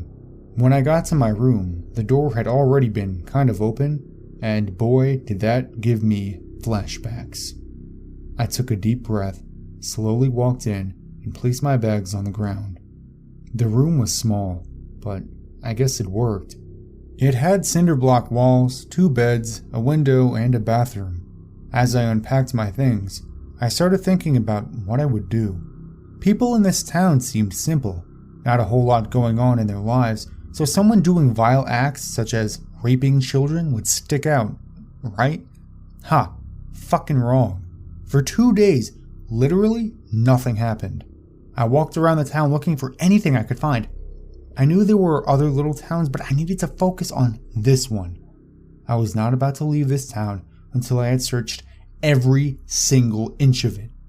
Maybe it was the fact that I didn't show up to my first day of my job I had worked my ass off for, or maybe the fact that I didn't attend my own wife's funeral.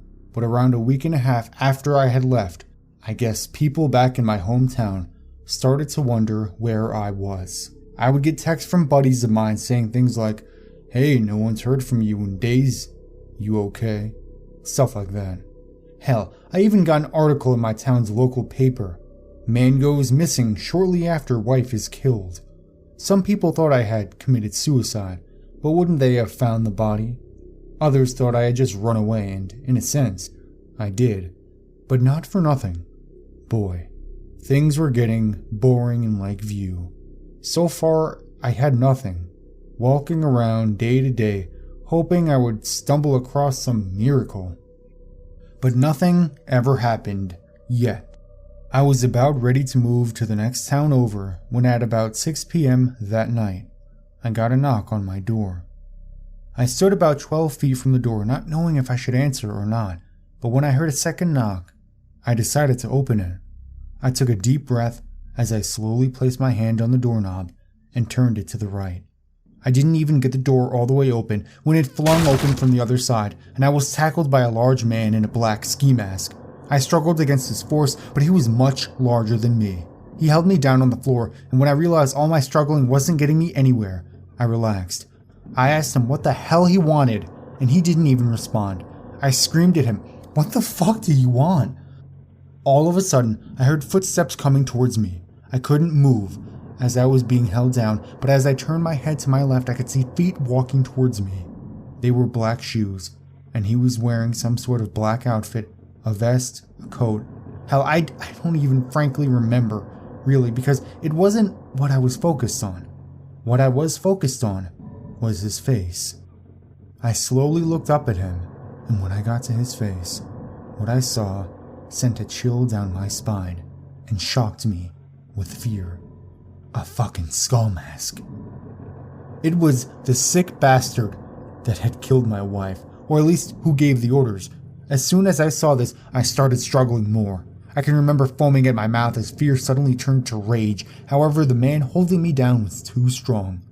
No matter how hard I struggled, the man just used more force. All I could do was listen. The man in the skull mask squatted down and started to talk to me. So you decided to come and find me. I'll give you props.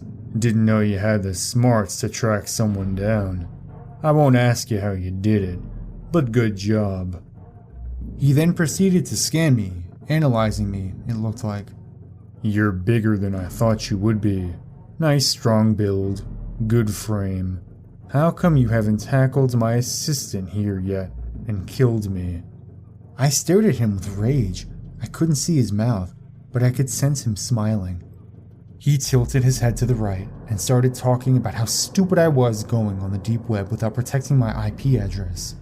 You know, your wife could still be alive. You and her could be living a great life right now, with both of your futures ahead of you, but since someone decided to be a naughty boy and go into places he is not welcome, his wife is dead, and his whole life has changed. You know I warned you before you even got onto my site. I specifically told you, no one who enters the blood circus leaves the same. You do see how all of this is your fault, right? When he said that, I don't know what kicked it into me, but I went insane. I all of a sudden kicked the dude who was much bigger than me off, and I instantly got up and started punching him in the face. I beat him until I knew he could not chase after me, but when I turned around to confront the skull-faced man, he was gone. No, I was not about to let him get away from me. I grabbed my P226 and sprinted out the door. I went outside just in time to see him getting into his car. I hightailed it over the railways and into the parking lot and got into mine, and I chased after him. We both sped down the little road leading out of the town, and I was about to follow this fucker all the way into the damn Pacific if I had to. After about an hour of chasing, we were out in the middle of bumfuck nowhere, so in order to try and slow him down, I thought this would be a good spot to pull out my gun and start firing. I rolled down the window in the driver's seat and fired at the car. I'm not the best shooter, but I knew damn well my bullets were hitting, and he sure was not liking them. He was swerving, and every time a bullet hit his car, he seemed to swerve more. I was aiming at his tire, but I couldn't hit them. As soon as I ran out of bullets, I had another magazine right next to me waiting to get loaded. Let me tell you, driving, shooting, and reloading all at once is not an easy thing to do. I almost swerved into a ditch a few times, but you would be surprised what you're capable of when adrenaline kicks in. I'm not talking about right before a race or when you're about to step into a stage and perform in front of people. I mean true adrenaline. When it's a matter of life or death, it kicks in. You become almost superhuman. You can do things that the average human could never do, and when it wears off, you look back and ponder how the hell you did it. I'd been on a high-speed chase for about 2 hours, and eventually, I hit one of his tires. Yes, I screamed out as loud as I watched his car swerve off the road. I slowed down, ready to get out of the car and run over to him. But the thing is, he didn't stop. He kept swerving off with a shot-out tire into the Oregon desert. I quickly sped up and started chasing after him. He couldn't go very fast with his shot-out tire, so catching up to him was pretty easy. I drove next to him, and I could see the little prick wearing his skull mask. This was it. If I could get a shot on him, I could hit him in the head and finally have closure, and all this would be over. I held my gun towards his car and aimed at his temple. I took a deep breath, a long, deep breath. That's the last thing I remember, before waking up in the hospital. I remember slowly opening my eyes and seeing nurses walk around my bed. "Good morning," one of the nurses said. She looked young, like maybe 24, 25. She had long red hair and was pretty good looking. Where am I?" I slowly muttered. "Intensive unit care. Thank God that couple saw that smoke trail while driving, or you surely would have died." What? What the hell is she talking about? "No, tell me what happened to me," I said in a stern tone. She looked at me with a kind of surprised look. She took a quick glance at the other nurse in the room, and then back at me. You were found in a ditch in the middle of the desert inside your smoking, totaled car. I don't know what you were chasing out there, but a couple driving the next morning saw the smoke trail and found you out cold sitting in the driver's seat with a gun and lots of ammunition. We helicoptered you in yesterday and you've been out for the last 24 hours. It took a minute to comprehend what had happened. I let him get away, I said. Excuse me? The nurse said. I let him get away. I let him get away. I heard myself saying over and over again. I quickly got up, ignoring the immense pain I felt in both of my legs, and kept saying it louder. I let him get away. Tears were rolling down my face. Sir, please sit down, the nurse yelled. They had to send in a bunch of men to wrestle me down to the ground. I let him get away. I kept screaming. That was the last thing I remember before slipping off into a deep, deep sleep. Lights. All I remembered seeing were lights. The muffled voices of people talking to me but not being able to understand what they were saying, drifting in and out of this mysterious void that kept me trapped within its grasp, just enough for me to see the other side, but not able to get to it. Are you with us? Is what sprung me out of the void. All I saw were 7 nurses and 3 doctors standing around my bed. One of the doctors leaned closer to me and said loudly, Mason, can you hear me? I said. As soon as I said that, all the doctors and nurses started jumping up and down with glee. Welcome back, buddy, the other doctor said. Nurses, go alert every staff member. He's awake. All 7 of the nurses sprinted out of the room, and within minutes, I had almost every person who worked at that hospital surrounding me. How are you feeling? Finally. It's been so long. Back up, give him room. Questions and phrases like these floated around the room until one of the doctors said, Everybody, hush, and let him wake up a little bit. The room fell quiet and the doctor looked at me again and said, How are you feeling, Mason? I looked around the room at all the faces staring at me, and then back at the doctor. Fine. Where am I? I said. Lake District Hospital, the doctor said. You've become our little mascot. Mascot? What did he mean? What? I asked. Yes, we've never had a patient be in a coma here for as long as you have. What? What coma? Easy. You haven't moved in 10 months. You could strain or pull something. This made my heart drop. 10 months? I screamed. I'd been in a coma for 10 months? My birthday had passed and I had no idea. I was 34 now, and I still had no idea what the hell was happening to me. The doctor sent nurses in to give me food, and when they brought it in, I noticed something. It was a security camera. It didn't look like the hospital had set it up there, though.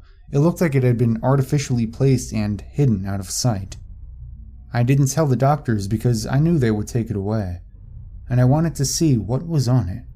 By this time, all the workers had left the room and resumed their jobs, and I was left with only 2 doctors in the room.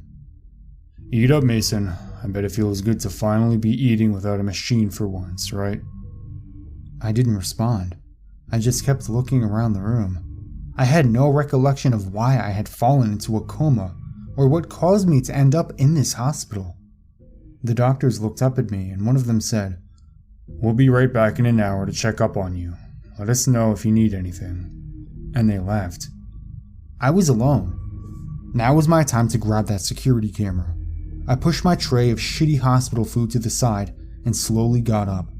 As soon as I got up, I fell right back down. Not moving for 10 months takes a toll on someone's body.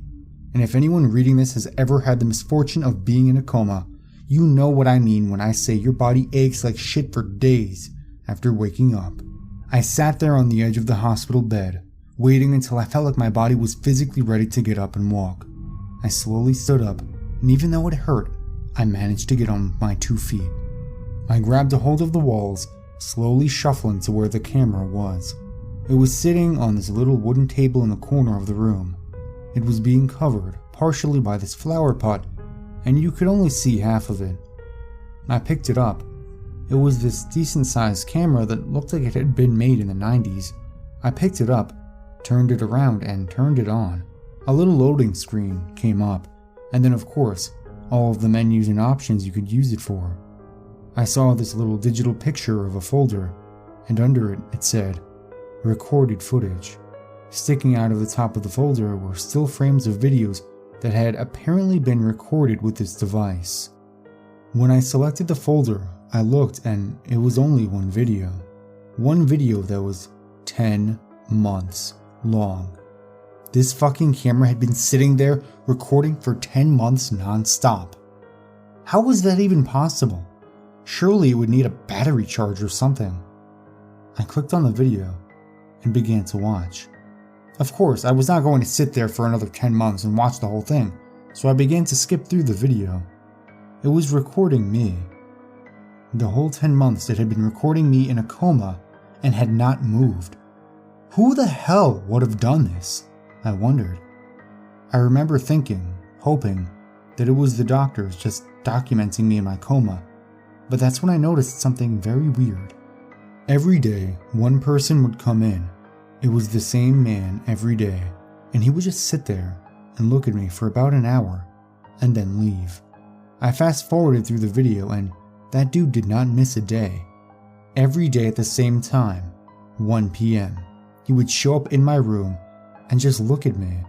I couldn't see his face because he had a hood on, and it looked like he was purposely hiding his face from the camera, as if he knew where it was. I skipped through the entire video until about 1 week ago, and here is where it got weird. On the day before I woke up from my coma, he walked straight towards the camera and squatted down to where he was eye level with it. He was wearing a skull mask. He then proceeded to say something that was hard to hear due to the bad audio of the camera. I couldn't tell what he was saying, so I had to rewind it. I rewinded it at least 100 times before I finally realized what he was saying. "No one who enters the blood circus comes out the same." As soon as he said that, it all came flooding back to me. The deep web, my wife, the man with the skull mask, me driving all the way to Oregon and chasing after him in my car, me about to fire the gun and then waking up in the hospital. It all came to me so quickly I nearly collapsed. That sick bastard that had murdered my wife came to visit me every day when I was in a coma. I nearly threw up. Why the hell was he tormenting me? I didn't know what to do. I had no idea why, but I just started looking around the room for things. I had no idea what kind of things I was looking for or what I would do if I found whatever I was looking for. After 20 minutes of searching for whatever the hell I was looking for, one of the doctors came in. This one was different from the other two that had been in earlier. He was short, kind of portly, but had this deep, raspy voice that kind of spooked me. "Up so quickly, I see. Why don't you sit down? We need to make sure everything with you is okay, physically and mentally." I can't remember what happened much after that though. It's weird.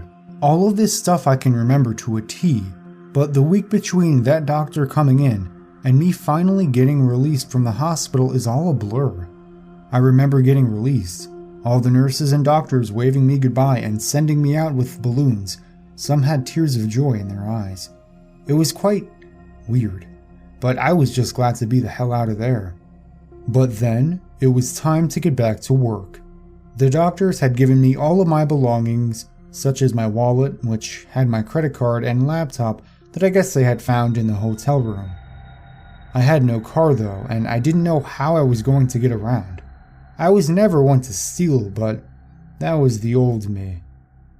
This me was out for one mission, and to find the sorry bastard that killed my wife.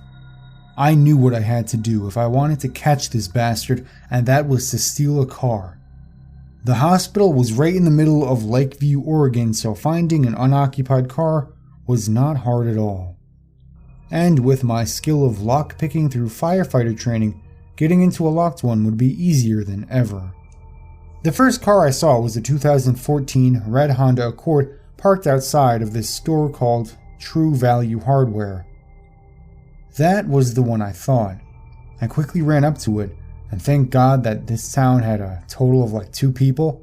Obviously an exaggeration, but you get my point. Or else everyone would have surely seen me.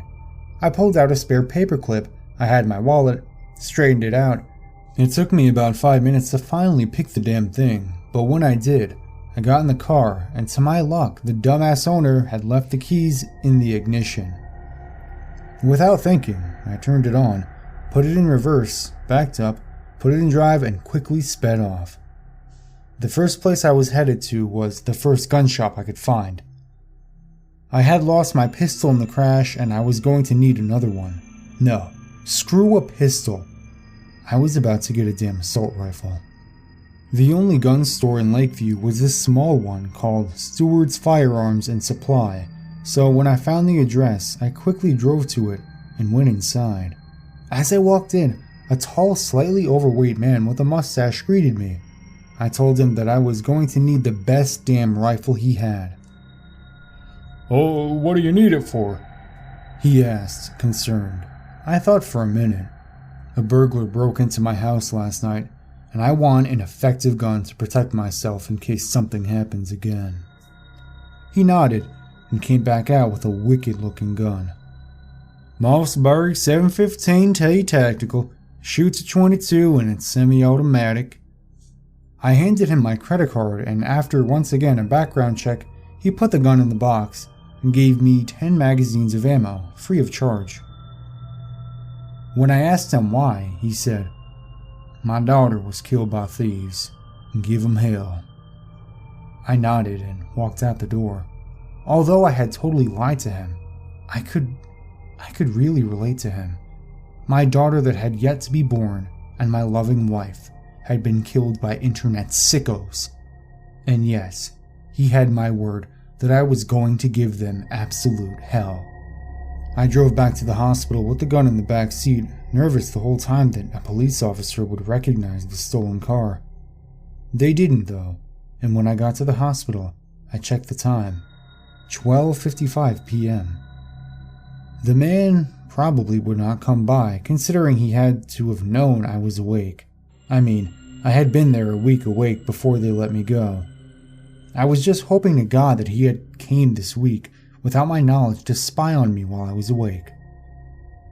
The clock struck 1, and nothing happened. I waited for 10 minutes. Shit, I said out loud.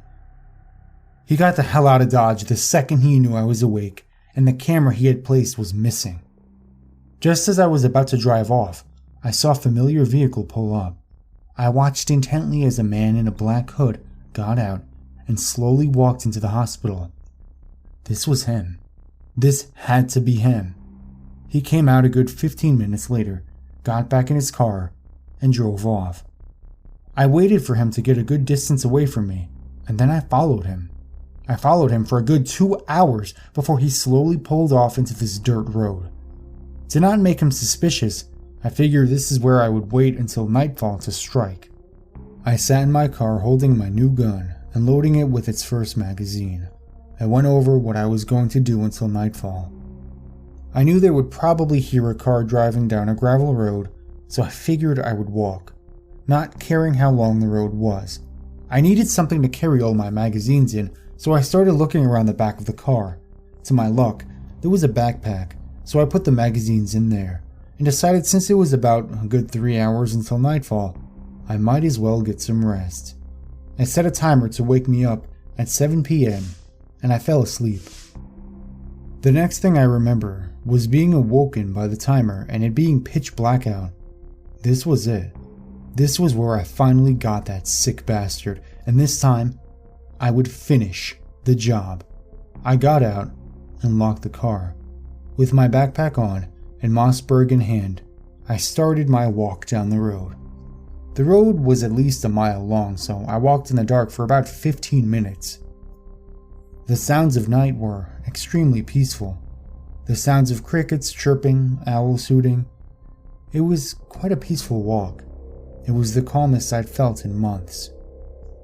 When I arrived at the end of the road, I was greeted by this large barn. You could barely see it, and the only reason I could see it was a little light coming from the inside of it. This is where their operation was based.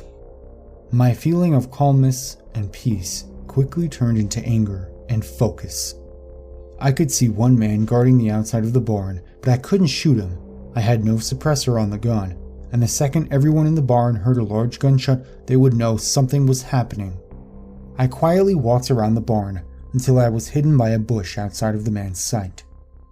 To get his attention and get him away from the barn, I whistled. I saw him look over in my direction and slowly started walking toward me. He looked out into the night and said, "Who's there?" I whistled again. "Over here," I whispered, just loud enough for him to barely hear. He had a pistol on him. I couldn't tell what kind, but I knew if he saw me, I was done for. He was about 5 feet from me, and just as he took another step, I lunged out and tackled him to the ground. I muzzled his mouth with my hand so he wouldn't scream and started punching him in the throat. I continued to do this until he started coughing blood all over me, and then eventually stopped breathing. I got up off of him and examined the scene. I had only killed one person, and it looked like I committed a mass murder. Blood was all over me. This was just the beginning, though. I slowly peeked around the barn, and it was empty. However, in the middle of the barn was a metal hatch door that led underground. I walked over to it and ever so quietly opened it. All I could see was a ladder leading down to pure darkness. I slowly started climbing down, trying to be quiet as ever, and every noise I made felt like the loudest noise I had ever heard. When I reached the bottom, I could barely see. The only reason I could somewhat make my way through the pitch-black tunnel was a small light at the very end of it. As I got closer to the light, I could start to hear voices, laughter, and whoever all was in there sounded like they were having the time of their lives. I slowly peeked around the corner and saw 4 men. 3 of them were watching as the other, the man in the skull mask, mutilated the dead corpse of a cow hanging from a meat hook. I could see a camera. That was what they used to stream to their deep website, the Blood Circus. Around the corner, I could then see a 5th man, sitting at a laptop. This must have been the man that greeted me when I first entered the site. He was in charge of monitoring all traffic flow through the site. I didn't care who they were though. All of them were going to die. I gripped my gun tight, took a deep breath, and then quickly spun around the corner and fired my first shot at one of the men watching. He fell to the floor, dead. No time to think though. I quickly fired a second bullet at another one of the men watching. I missed, but without thinking, I fired another bullet that hit him square in the skull. The man at the computer had ducked under the little table he was sitting at, and I quickly put 4 bullets into that bastard. 2 left, the man in the skull mask and another one of the men that was watching. The last guy that was watching who was left was likely the one that held me down when they broke into my hotel room because he was huge. He ran towards me, and I quickly fired 2 bullets into his stomach. This didn't stop him though. He ran toward me and grabbed me by my throat and slammed me against the wall. My adrenaline was pumping. I kicked him in his crotch and headbutted him as hard as I could. He fell backwards, and me being dizzy from the headbutt, I disorientedly picked up my gun and fired a bullet into his neck. No mercy. The only man left now was the man in the skull mask. He was standing in the middle of the room, looking at me. Well, well, well. Congratulations. You caught me. I must say, I'm impressed. I didn't expect you to find the camera I'd set up, and surely did not expect you to somehow found out where I operated. It's funny, you know, several years of doing this, and I'm just now being caught. And not by the FBI, or the CIA either. By you, some nobody. Well, go ahead, do it. Send me to the same place your wife is. I looked at him. But you're going straight to hell. He tilted his head and said, I know.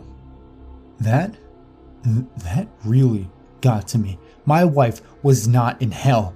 I ran at him and tackled him. I punched him in the face several times. I then ripped off his mask. This was the first time I got to look at his face. He had a small trimmed beard and long curly hair. He looked Jewish, but I know Jewish people wouldn't be as sick and twisted as him. I held the barrel of my rifle up to his forehead.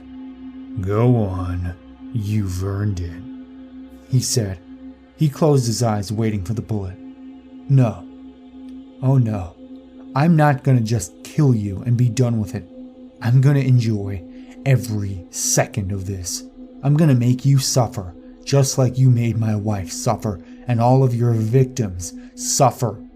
I then turned around and realized the camera was still rolling. The people watching had seen everything. I smiled. You all want a show, I said to the camera. I walked over to the laptop and looked at the live chat. The chat was blowing up with messages like, oh shit, kill him. Didn't expect to tune into this shit show. I walked over to the man and grabbed him by his neck. I took the mutilated cow corpse off the hook and hung him there by his back. As the hook went into his spine, he moaned in pain, but was still smiling. He seemed to be enjoying every second of it, even more than I was. I asked him, You got a name? He looked at me and slowly sputtered. Rory. All right, Rory, you want this quick, or do you want me to drag it out? He laughed. Do whatever the fuck you want. Now, before anyone listening to this continues, I warn you that it gets pretty graphic, so if you don't have a strong stomach, I suggest you quit here. Anyway, I grabbed a pair of pliers he had sitting on his table of tools and began to break all of his fingers, one by one. I then did the same to his toes. I ripped his pants off and cut his dick off with his scissors and smashed his balls with 2 rocks. I was going to make him suffer just like my wife did and every innocent soul he had brought in here. I cut slits in his legs and stuck the blades of knives down them. I set his hair on fire. Anything you could imagine, I did to him. He was still barely clinging to life at this point. Well, Rory, I think you've suffered enough. He smiled faintly and whispered to me, Don't you see, Mason? I was right all along. Right about what? You were a perfect man. Good wife. Good job. Caring person. And here you are now, having just killed multiple people and about to kill me. No one who enters the blood circus comes out the same. The blood circus is more than just a website. It's a cloud of emotion that overtakes someone, just like it overtook you. I didn't want to hear any of this bullshit. Shut up, I told him. He took a deep breath and said, Do it. I grabbed my gun and aimed the barrel right between his eyes. I could see him close his eyes. I took a deep breath and pulled the trigger. His head flew backwards and then lurched forwards. His eyes closed with a big, gaping hole right between them. Brain matter sprayed against the wall behind him. I breathed out and stepped in front of the camera. Thank you for tuning in to the Blood Circus. Unfortunately, this will be the last live stream that will be airing on here. Thank you for all your support. From there, it was pretty much a blur. Me walking out of the barn, walking down the road, not even getting back into the stolen car, just walking down the empty highway in the middle of nowhere in the middle of the night. I remember seeing this vacant building in the middle of a field and sleeping there for the night. I then remember waking up the next morning and climbing onto the roof of it. I remember thinking about what had happened. I remember pulling my laptop out of the backpack with my ammunition in it and start typing this story. And here we are now, sitting on the roof of this abandoned little building in the middle of nowhere, Oregon. I'm thinking about what Rory had told me before I killed him. He was right. I had changed. I was no longer the same Mason Hackworth I was when I set off on this journey. What should I have expected, though? After all, no one, and I mean no one, who enters the blood circus comes out the same.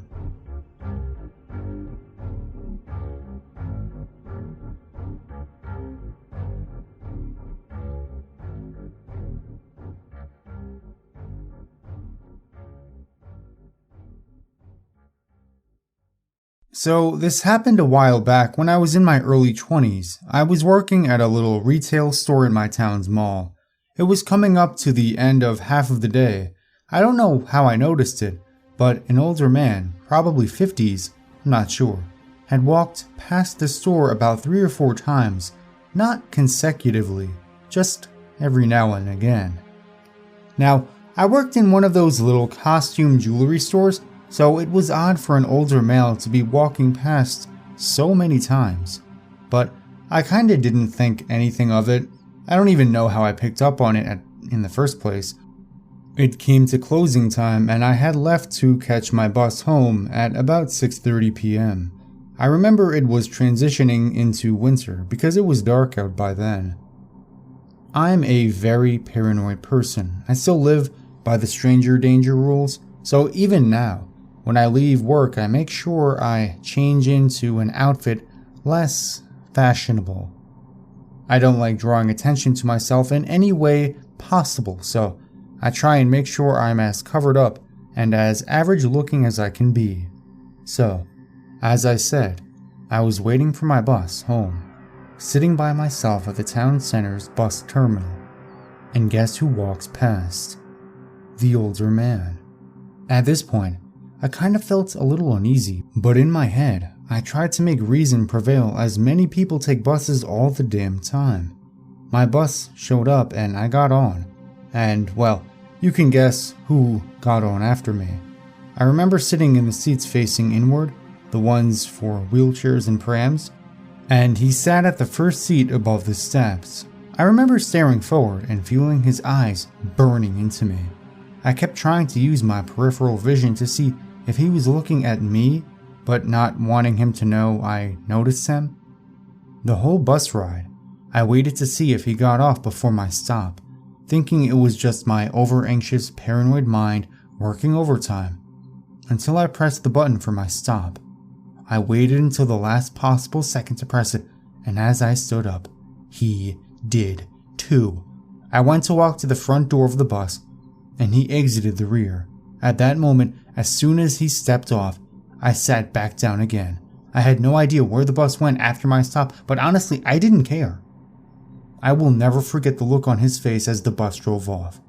I have never seen such hate and anger in someone's face than I did through that window. His face is burnt into my memory like a photograph. It still absolutely terrifies me to this day.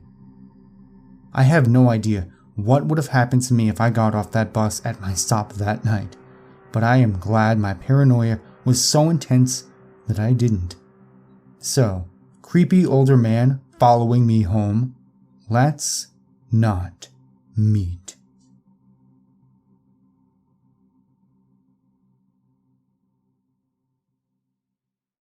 Let me preface this with a little backstory. About 3 years ago, I moved from my old childhood and family house to a new home where we currently live.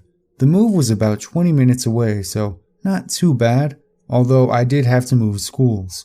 So, in the new house, I got a pretty cool room. It has a loft that hangs above my bed, and it's where I'm typing this right now. It has my computer and record player and not much else. Only 3 people could be up there comfortably. It hangs about half over my bed, 6 feet down, and across from my loft, and my bed is a large window overlooking the street and the empty property lot across the street. I never open the curtains or the windows because it hits direct sunlight and it's too damn bright. So, When we moved here, our next door neighbor is also the guy that owns the neighborhood and built the house as well.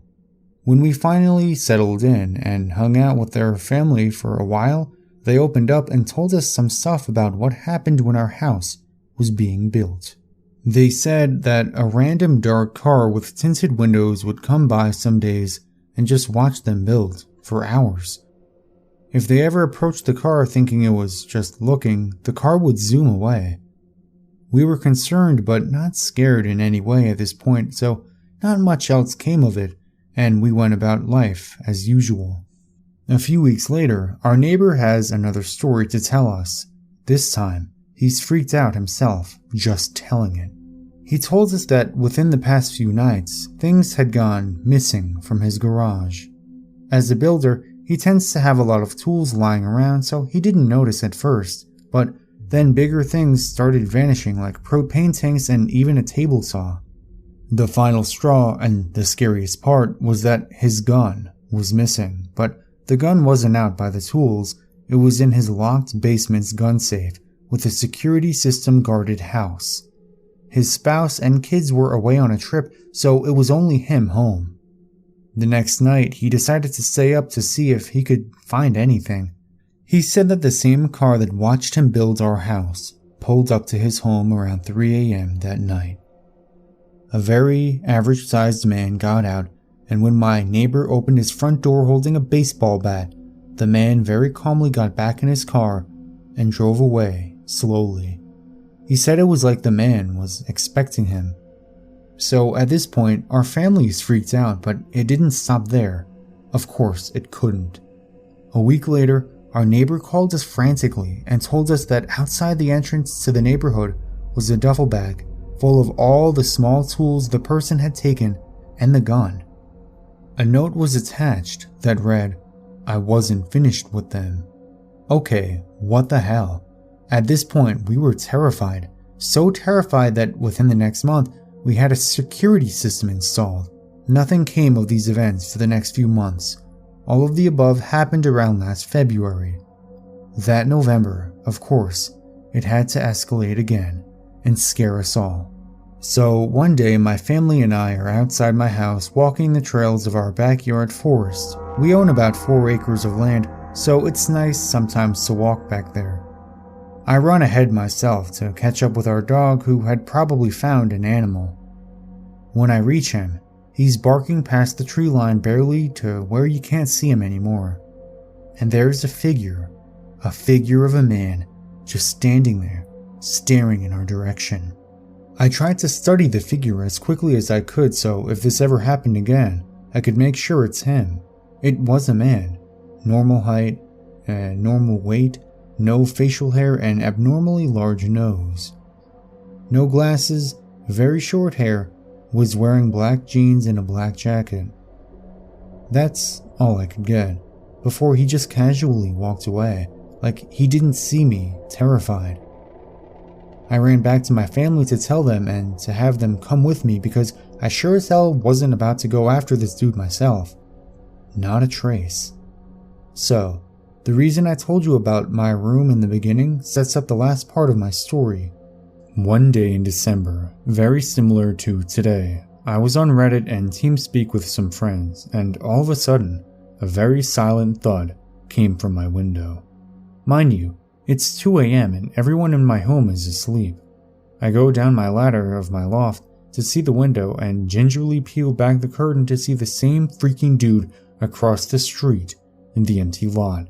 I nearly shit myself. He sees me in my window, and his response? Walk away slowly into the woods, keeping eye contact with me until he's gone and never seen again.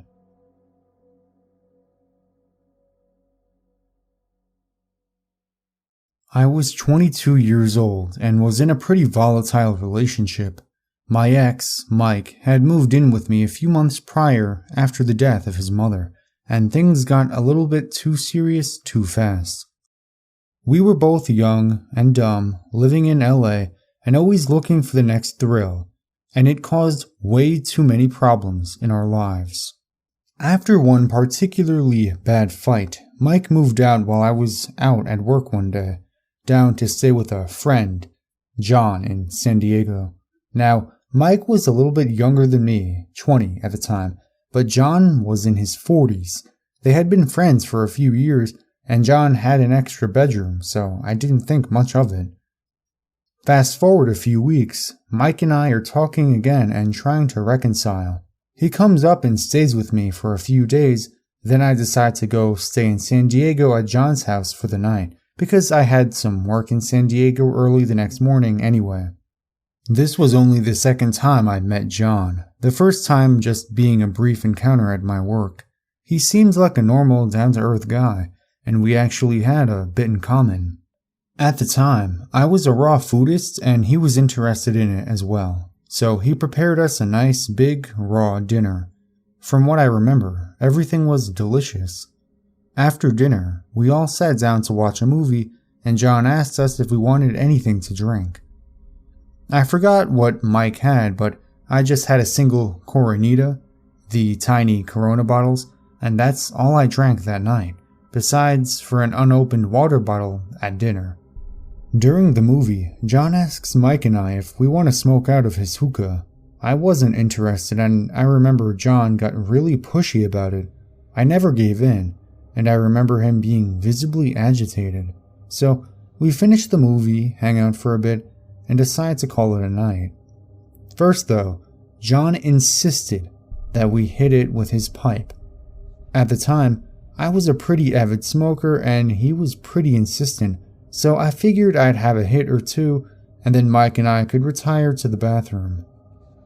Mike hit it first and immediately fell to the ground coughing his lungs up.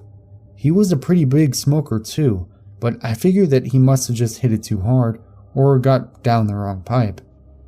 No biggie, I went for my hit too and the same thing happened to me. I remember running into the other room, falling on the floor and just coughing uncontrollably. The whole time, John is laughing and offering up another hit. He still hasn't taken one. I immediately feel that something isn't right and persuade Mike that it's time for us to go to bed. As we go to our room, John leaves us with a creepy, "I'll see you guys later." That line is always stuck with me. I lock the door, noticing that it had a key slot to open it on the outside. Mike and I lay down and immediately fall asleep. Flash forward, I can't even tell you how long, and I wake up feeling that something isn't right, and I start freaking out. I had the most intense and horrifying hallucinations, and I finally realized what was going on. We had been drugged, and I was going to end up killing somebody that night. I looked down at Mike, and he was pale as a ghost and barely breathing. He wouldn't wake up, and he wouldn't give me any signs of consciousness, just a few shallow breaths. Two things crossed my mind at that moment. One, that I had to call for help, and two, that if that door opened, I was going to grab the nightlamp and bludgeon someone to death. With my luck, my phone was almost dead, something like 5%, and I didn't have a charger with me. I found Mike's phone, and it had a lot more charge, so perfect, I thought, as I dialed 911. The only problem? I had absolutely no idea where we were. Using GPS on my phone and directions from Mike to get to the house, and I couldn't fully, coherently explain to the 911 dispatcher what was going on. Somehow, I was able to pull up the GPS on my phone real quick and get the address before my phone shut off. I explained well enough what happened, that the dispatcher finally sent out cops and paramedics to the house. The house we were staying in was a duplex, and we were on the second floor, so there was a front door that was locked to get into the duplex. You had to walk up a set of stairs to get to John's place, and then he had his front door locked as well. Mike and I were in the second bedroom, and I had that door locked too. After, I don't know how long, the cops came and pounded on the front door. As I said, it was locked. I looked out the window and begged for them to help us, begged for them to just break down the door since John wouldn't answer. Finally, they broke down the door of the duplex, and that's when John used his key to unlock the bedroom door, jumped on the bed, and started choking Mike, yelling, "How could you do this to me?" The whole thing probably only lasted a few seconds, even though, at the time, it seemed like an eternity. Eventually, the cops broke down the front door of the apartment and came barging in. I don't remember the specifics. I don't remember if John had left the bedroom before the cops came in or if the cops had to pull him out. Long story short, Mike and I were taken by ambulance to the ER. He had some ridiculously high heart rate, but extremely shallow breathing. I was surprisingly alright, albeit extremely paranoid. We were both drug tested and the doctors found PCP and GHB in our blood system.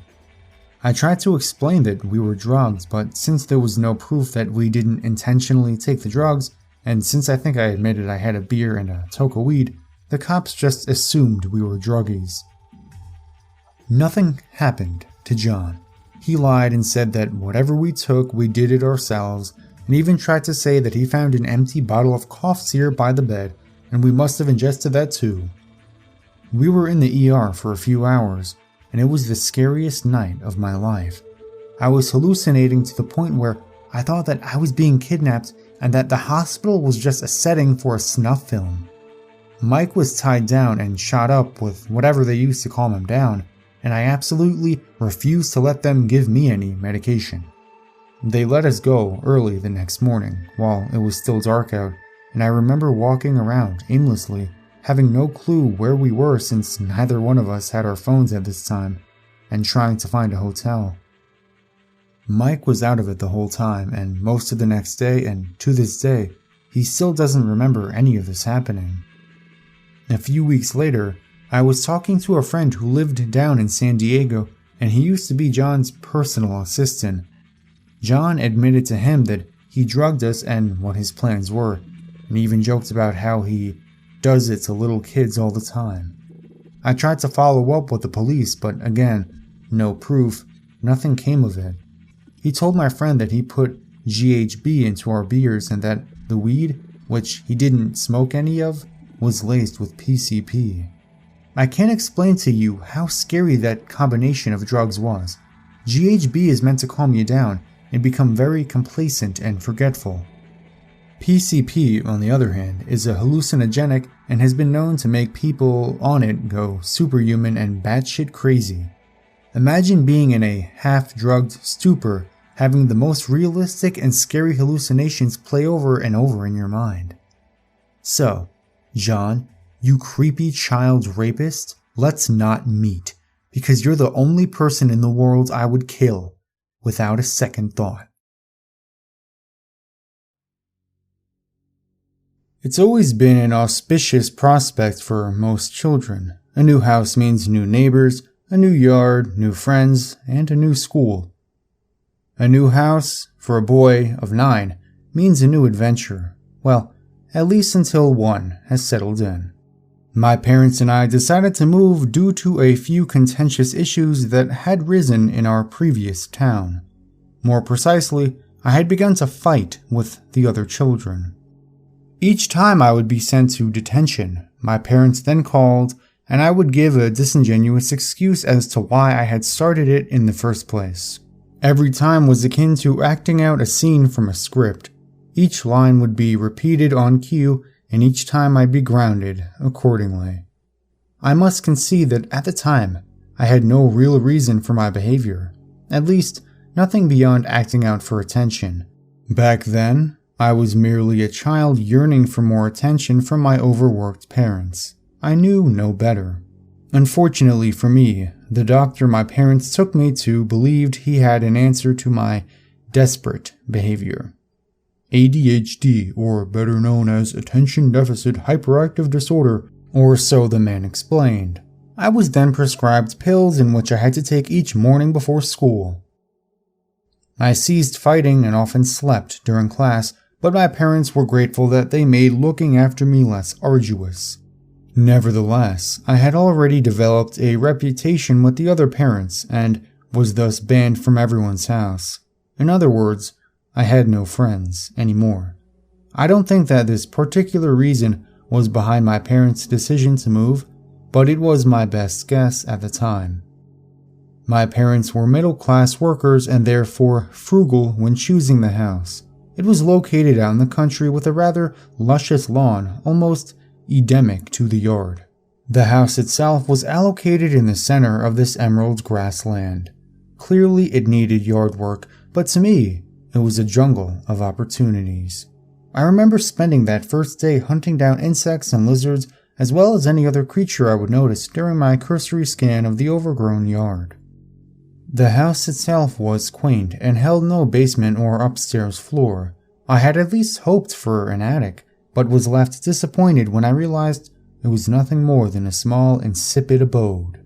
Our beds didn't arrive for a few days, so until then, I slept in my parents' room.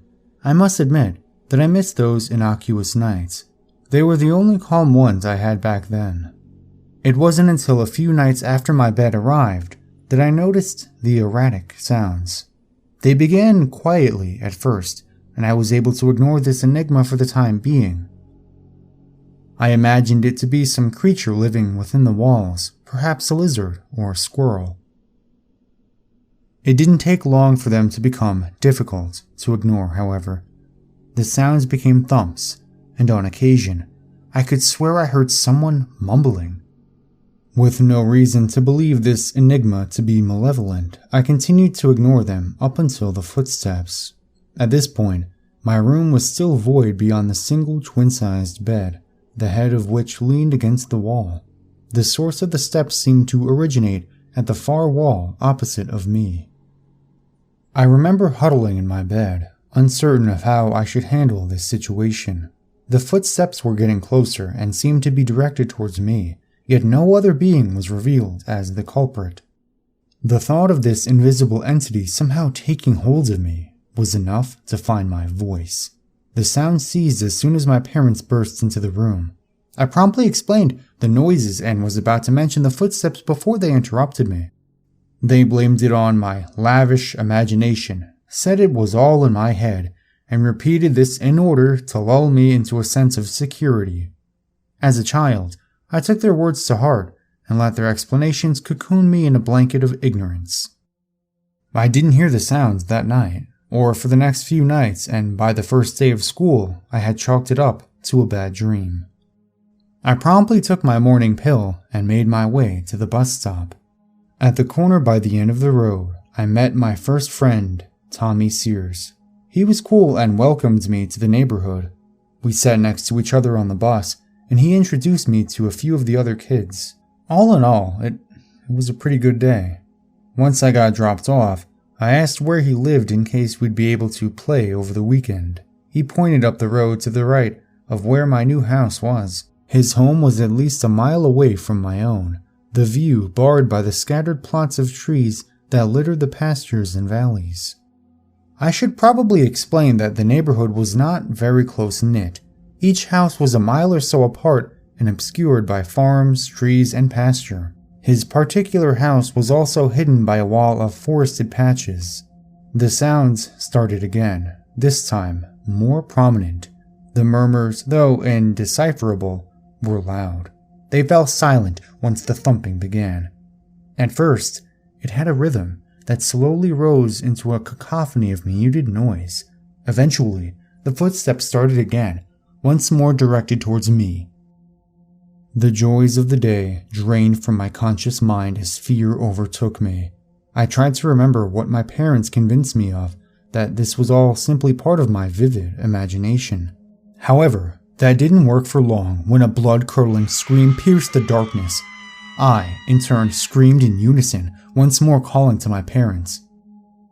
Silence fell. It was as though my parents' presence was enough to scare whatever it was away.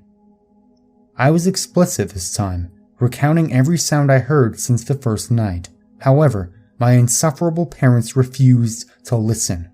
Once more, they tried to cool lies of ignorance. Once more, they ignored my pleas. Our conversation turned tumultuous. Eventually, they threatened to ground me and left me alone in the darkness of my room. It was at that moment I had an epiphany. My parents couldn't help me. No, they wouldn't help me. The next day at school, I confided in my new friend. I didn't originally plan to go into strict detail and began with a vague description of the sounds, ending my explanation with, "But it could just be a squirrel or something living in the walls. We did just move in, after all." I expected him to make fun of me, possibly agree with the animal theory, Instead, he looked serious. "That's exactly what the last kid was talking about," Tom mumbled. "Who?" I asked, excited to elicit a possible explanation, yet fearful of what he might say. Tom faced me with what looked like fear in his eyes. "I heard about a boy who used to live at that house years ago. He disappeared and his parents ended up moving away with his sister. Up until then, though, everyone said he complained about footsteps in his room." "Only in his room?" "According to my sister, his room was the one on the opposite side of the house from the living room. She said she'd been there before when the county was renovating it." My blood ran cold. He was talking about my room. I was afraid, but continued to question him for the rest of the lunch hour. By the time I arrived home, I had come to a revelation. A family of 4 had lived in the house before us. Their son used to have the same room as mine and complained about footsteps every night before he disappeared. Before that, people in town speculated that the house was haunted by the first owners who had been brutally murdered in that room one night. Naturally, I asked my parents, but they merely shrugged it off and refused to look into the matter. It was really frustrating, yet it was kind of understandable. They've never even been bothered to watch television, let alone look into local rumors. A few nights after that, the sounds started up again. They seemed much more aggressive this time. I was frightened, but as I lay there in my bed, prepared for the footsteps I had come to expect, I resolved myself to not include my parents. Just as expected, the footsteps started. As they reached my bed once more, I braced myself for some unknown force. Instead, I heard another scream. This one was just as blood-curdling as the last time, yet higher pitched and guttural. I covered my ears to block it out, but it did not help. Then, suddenly, it stopped, as though it were cut short. I listened intently for any further sounds, but none came for the rest of the night. After that experience, I came to learn that this thing could not cause harm. Rather, it was just there to frighten me. After a month, I became immune to the sounds. I got a fan to drown out the quieter ones and would no longer bolt up in my bed at the screams. As expected, my parents never heard any of it. After a month, Tom and I had developed a bond. He and I would explore the fields, trade scary stories, and make theories about what the ghost wanted from me. He seemed intrigued by the supernatural and showed me what he called the ghost truck at the edge of a nearby pasture. According to him, it would drive away of its own accord on random nights and reappear with blood on its seats. None of this was proven, though we did talk about someday camping out in the pasture to spy on it to see if it did move. We never did. Months went by. The sounds and the footsteps gradually began to decrease in frequency. Originally, I'd hear them 3 to 5 times a week, but now they only occurred at random intervals. Not that I was complaining. Nonetheless, I never let Tom spend the night. I only ever went to his place. My parents never questioned this. After a year, the sounds stopped altogether, and my parents had finally saved up enough money so that they could opt to buy a new house. Needless to say, I was relieved. We ended up moving to the other end of town. I'd have to ascertain a ride from Tom's parents in order to visit him outside of school from now on, but that was fine by me. Years have passed, and I have all but forgotten about the room. Tom and I still get in touch. We're currently both attending the same high school, and every now and then, drift back onto the subject of the supernatural. I plan on getting my own apartment once I'm old enough and have taken an interest in cars, television, and girls. You may be wondering why I've bothered to tell you any of this. Well, there is a reason. About a month ago, the house was being prepped for another renovation. We had moved out for years, and my parents still never bothered to watch the news. I did. What I learned was disturbing. Our old house has been closed to the public and it's currently under investigation. It would seem that while the renovators were attempting to remove a supposedly dead animal from under the house, they had stumbled upon a cellar that had been blocked off by a board disguised as part of the outer wall. This cellar was small, but deep enough for a standing room. Inside, they found butcher knives, axes, hooks, gags, and a mass quantity of blood. Upon further investigation, I discovered that around that time I was living in that house, there had been a large number of missing children from the nearby counties. The missing children's reports went back to before I even moved in and included a young boy around the same age who had once lived there. Naturally, I wanted to look into this and ask Tom what he learned. Aside from the fact that the ghost truck has been missing ever since the sounds in that room ceased, I learned something even more frightening. The small cellar had been located just under my room.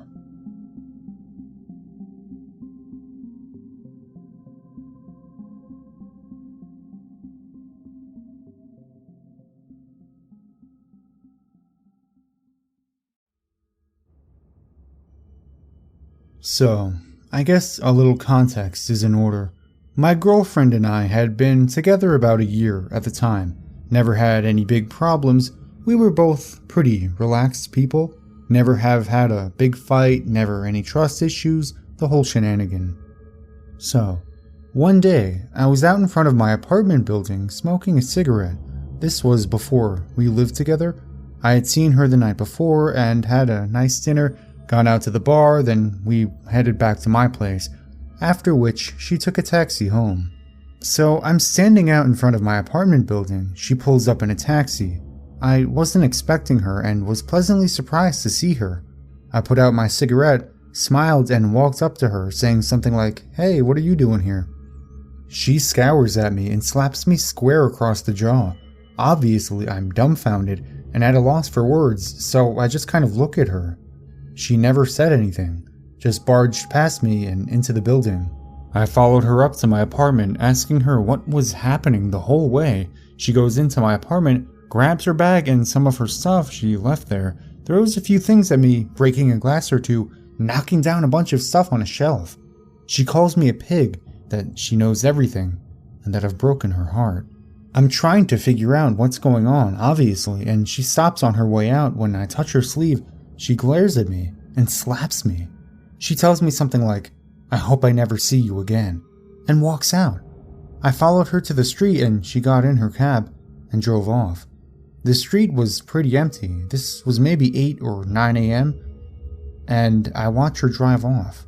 At this point, I'm just at a loss for words, scared and sad.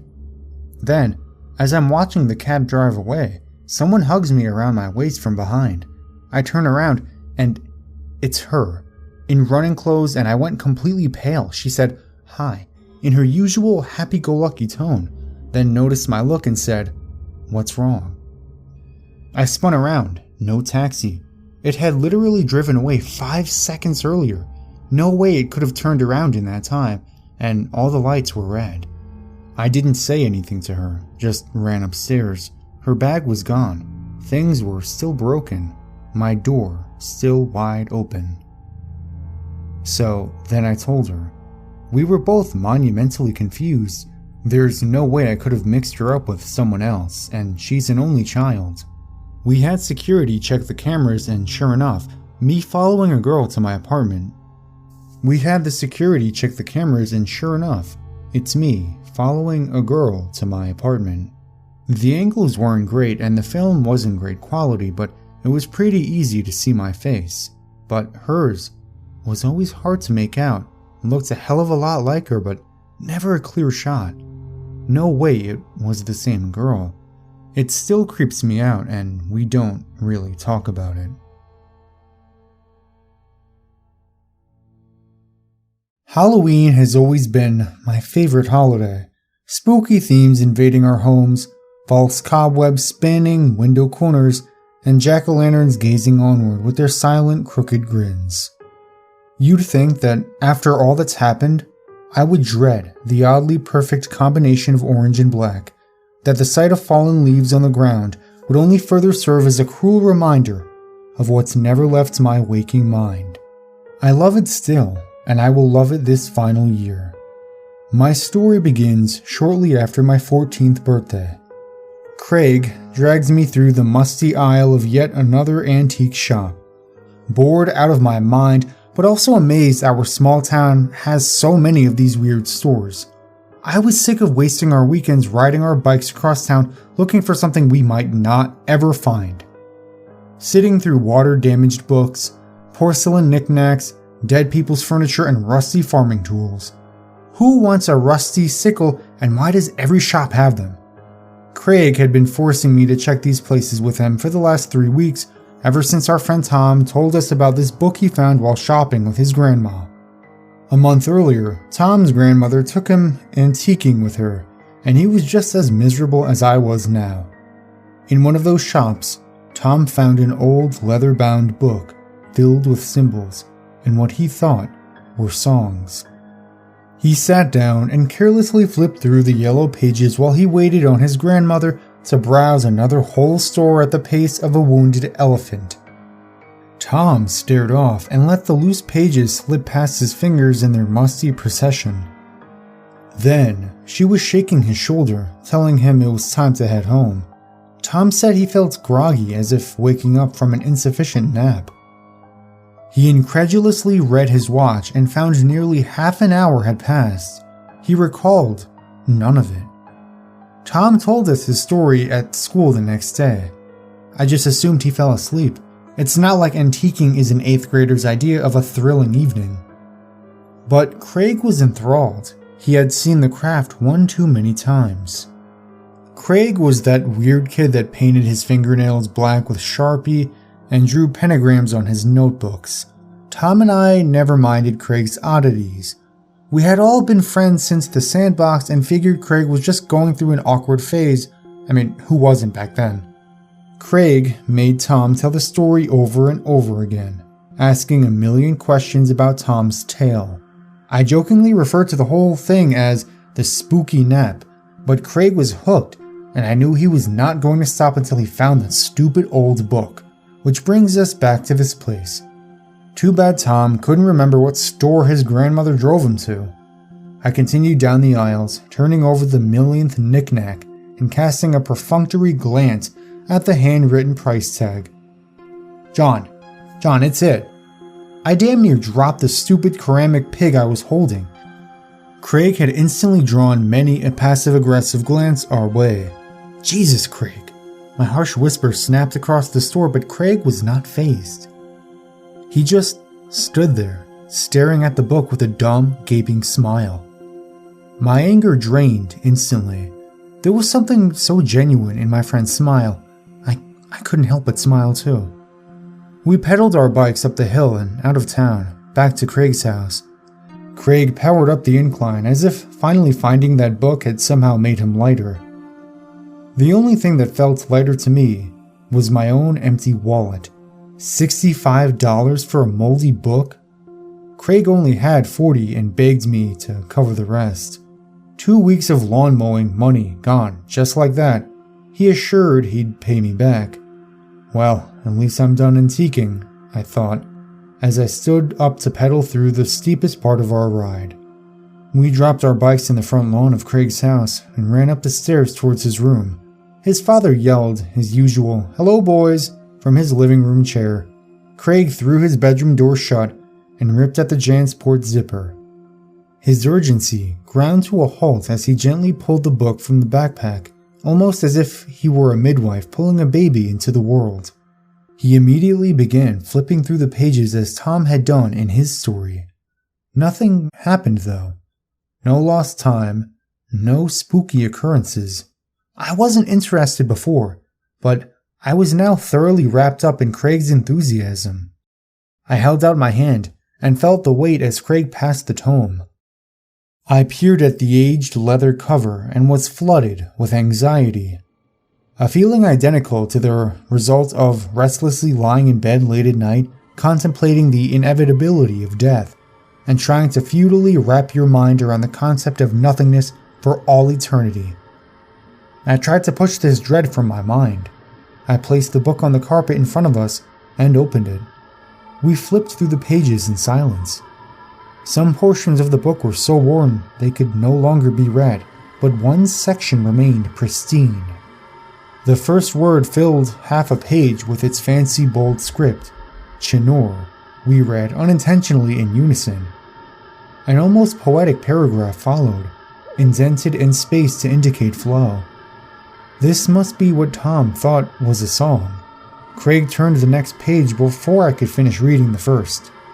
A sketch filled the next page. It appeared to be a symbol, but it looked much more like a graph from my algebra textbook.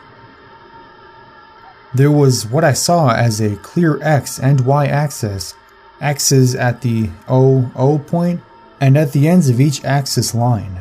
A circle hung in the middle of the image with two horizontal lines emanating from the top and bottom of the circle and securing it to the Y-axis. Well, if it was a graph, I had no idea what it meant. I could hear Mrs. Linden's voice in my head, "Label your vertices." I was done with the book and already late getting back home. I left Craig there and told him to bring it to school tomorrow. I slept poorly that night. My dreams were troubled and the alley behind my house had apparently been conquered by a band of howling cats. At least tomorrow was Halloween and the school wouldn't be demanding much from us. I plopped down on the bench of our usual lunch table and began the ritual of sopping up the excess pizza grease with napkins. My tired mind drifted off as I observed the flood of bright orange expanding outwards through the white paper. Tom and Craig clanked their filled trays down onto the table, snapping me out of my greasy trance. Craig hadn't touched a single piece of food before he fished that book out from his bag. "So, I have an idea," Craig started. "I'm sure what we read last night was a summoning ritual. I say we do it tonight. Halloween." "What? No," Tom snapped. Weeks earlier we had been invited over to the house of Tom's crush, Susie, to watch horror movies on Halloween. Her parents weren't going to be there, just the three of us, Susie and her friend Jane. Tom thought this was going to be his big chance with Susie. I was just excited to watch all the movies my parents would never allow, and Jane was kind of cool too. She reminded me of Daria, she even had the same glasses. Craig turned to Tom. "Look, we can bring the book over to Susie's and do it there. There's even a part where we have to hold hands." Craig winked at Tom.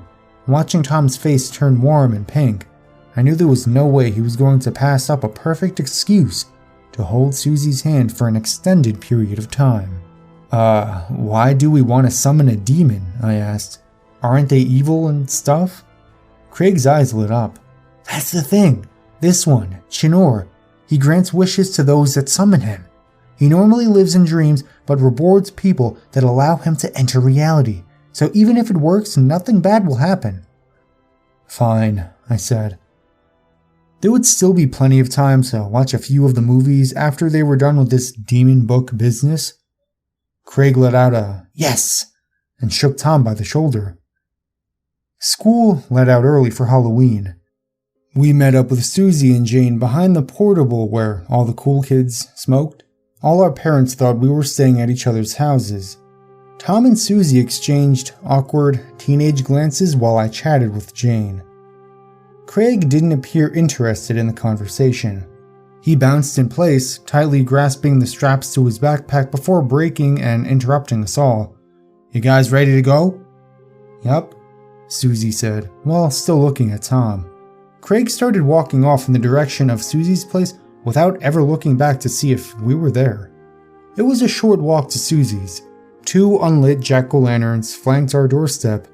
Jane pulled out her lighter and brought their glowing faces to life. I placed a plastic cauldron of candy on the porch with a hastily written "Take One" sign sure to police the coming hordes of candy-craving children. Craig was already inside with Susie and Tom. My eyes came around the corner to the living room, just in time to witness Craig spill out the contents of that old Jansport. Thin wax candles clinked on the ground, along with a couple pieces of stolen chalk from Mrs. Lindsay's blackboard. Last came the old book, slamming heavily on the hard wood. Craig grabbed a piece of the chalk and began to scrawl that strange symbol right on the wooden floor. "Hey!" Susie yelled. "That better wipe off." "Don't worry," Craig responded under his breath.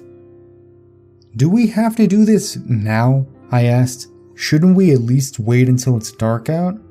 Craig stopped dragging the chalk across the floor, blankly stared off for far too long before agreeing. We started off the night with classics, Halloween and Nightmare on Elm Street. The sun was setting until about 6. Craig seemed to be watching the clock more than the movies. Tom had strategically chosen the middle seat on the couch, ensuring Susie would be sitting next to him. Friday the 13th had just started getting interesting when Craig unapologetically turned off the TV. "It's dark enough now," he proclaimed. No one objected.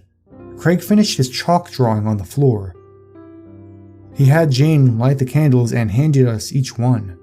We were instructed to sit in a circle around the symbol. Craig took his candle and held it at an angle. Wax dripped and pooled in front of him. Once the hot mound was large enough, he placed the base of the candle into it, securing it upright. The rest of us followed suit. The girls had already heard from Tom what we knew about Chinor, that he was a wish-granting demon and apparently not all that bad.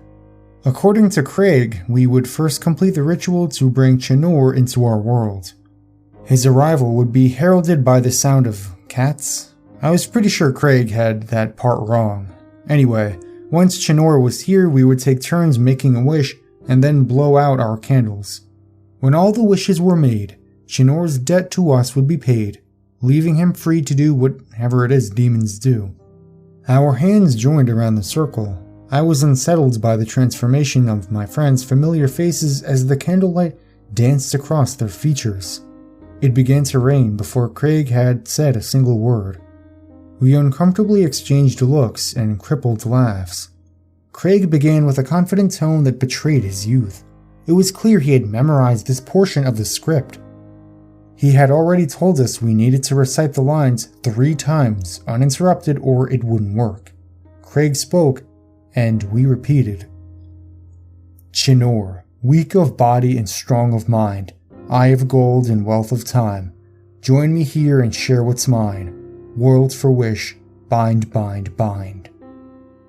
Cats could be heard crying out in the rain as we neared the beginning of our 3rd round of chanting. Craig must have sensed we were all starting to chicken out. His eyes opened wider, giving us all the "don't screw this up" look, while he continued to chant the words. We reached the last bind, bind, bind, and the cats fell silent. Craig started looking around the room as if he expected some demon to be standing behind us. We remained holding hands until the awkwardness of the situation overcame our 14-year-old selves.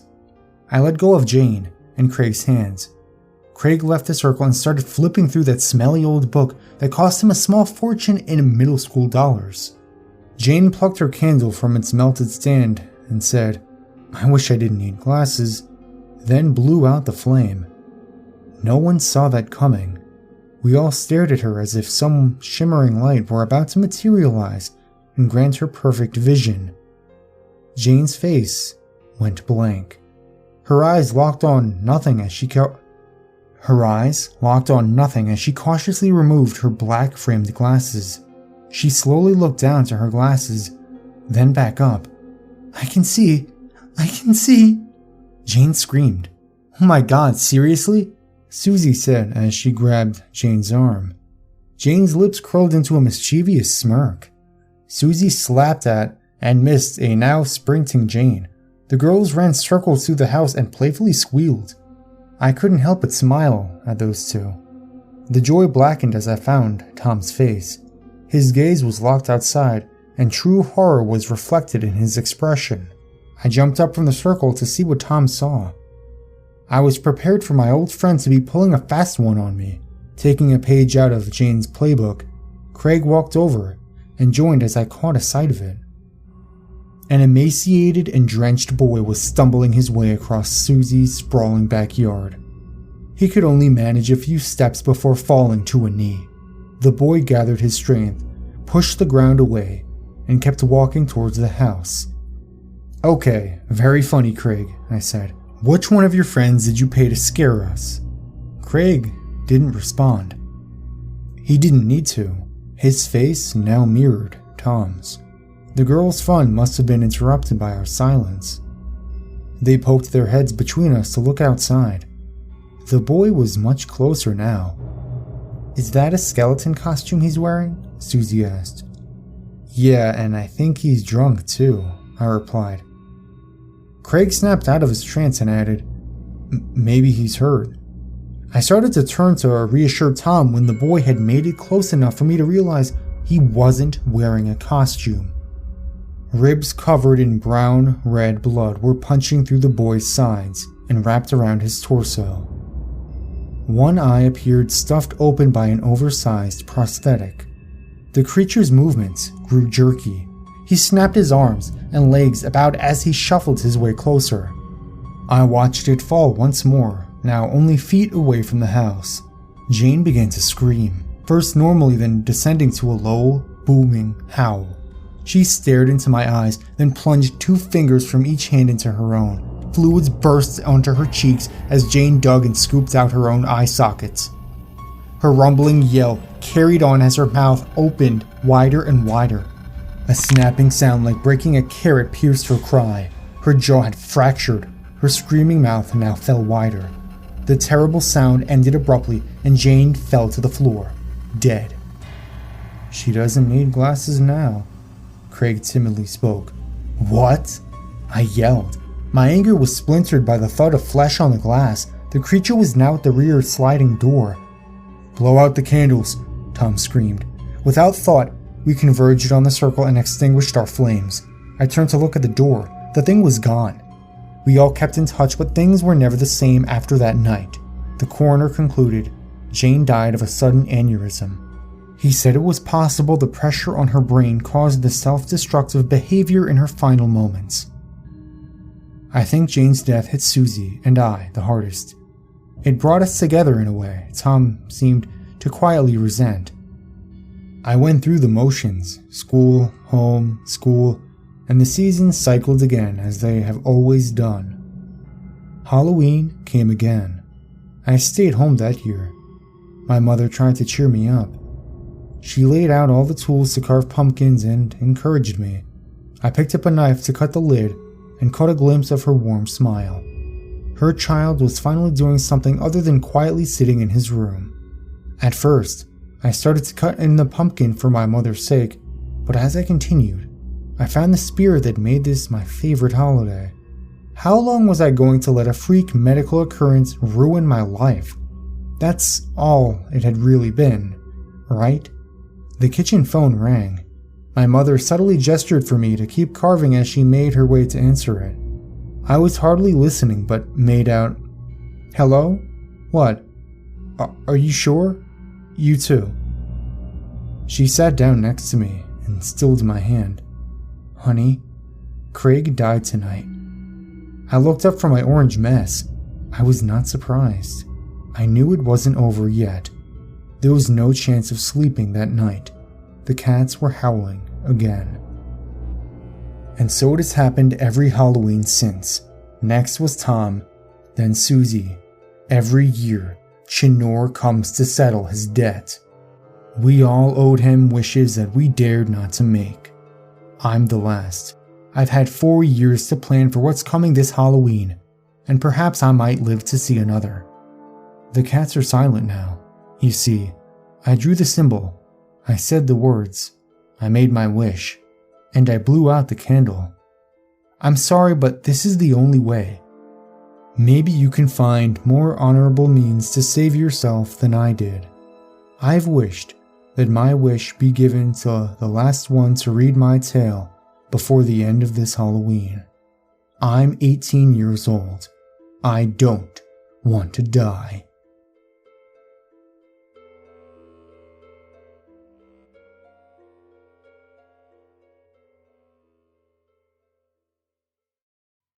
When I was growing up, my older brother raced flat-track motorcycles, and as a result, my dad and him were gone most weekends during the racing season. Sometimes my mom, my younger sister, and myself would tag along, but my mom was never really into it, so she would keep my sister and me home most of the time and plan fun things for us girls to do during the weekend. This incident happened on one of those weekends where we stayed back in 1987, so I was 10 and my sister was 8. It started out like any other Saturday with my dad and brother gone. My mom took us out to McDonald's, we went to the mall, and then we came home to play Monopoly and watch cable. At around 10 p.m., my sister and I started to get sleepy. So my mom brought out the sleeping bags for all 3 of us to sleep together in the living room. I had to ask my mom years later what time this was because, as a kid, I didn't pay attention to the clock so much. So, around 2 a.m., someone starts banging on our front door. Our front door was pretty strange. It had 4 large panes of glass that weren't opaque, so they were covered with small curtains. We all wake up to this pounding and rush to the door and look out one of the windows, and there's this girl at the door. She was probably in her late teens or early 20s, and I remember her wearing a white and blue windbreaker. She's frantic and crying and begging my mom to let her in because she said her boyfriend is chasing her and she's afraid he's going to kill her. My mom remained calm as hell in a scary situation and said, "I'm sorry, love, I can't let you in because I've got 2 young children with me and I can't risk your boyfriend harming them if he gets in. I can call the police for you if you just stay here." Of course, that didn't sit well with the girl as she started crying more and pointed to her foot that was broken and in a cast. "Please, ma'am, you have to let me in. He's coming for me." Again, my mom politely refused and turned and ran to the kitchen and called 911. Our phone was mounted on the wall in the kitchen with a ridiculously long cord, so she was able to get back to the door while on the phone with dispatch and told her the police were on the way. This made the girl get even more crazy and she said, "I don't need the police because I'll be dead before they get here." My mom apologized again and she said she was sorry, but she wasn't going to open the door. At this point, the girl just turned around and walked off into the darkness, and about 5 or 7 minutes later, the police showed up. My mom gives a statement, and as she's doing so, my dad and brother come home from the race. My dad didn't even turn off the truck. He just ran up and looked terrified, asking what was going on. While my mom is telling my dad what happened, another officer walked up and said that he didn't see anyone, but found a shoe in the street in front of our house. The police leave and we all sit in the living room for a bit to decompress, and I remember thinking that maybe my mom wasn't being very nice to the girl and should have just let her in. Fast forward to 2001, and it's about a week after I gave birth to my first son.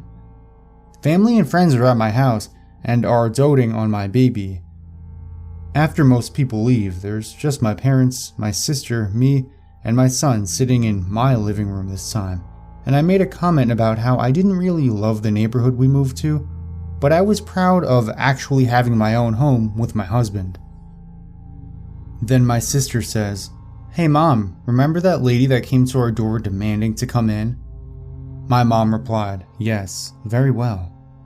At this point, I can tell my mom and dad weren't comfortable talking about it because they gave each other nervous glances.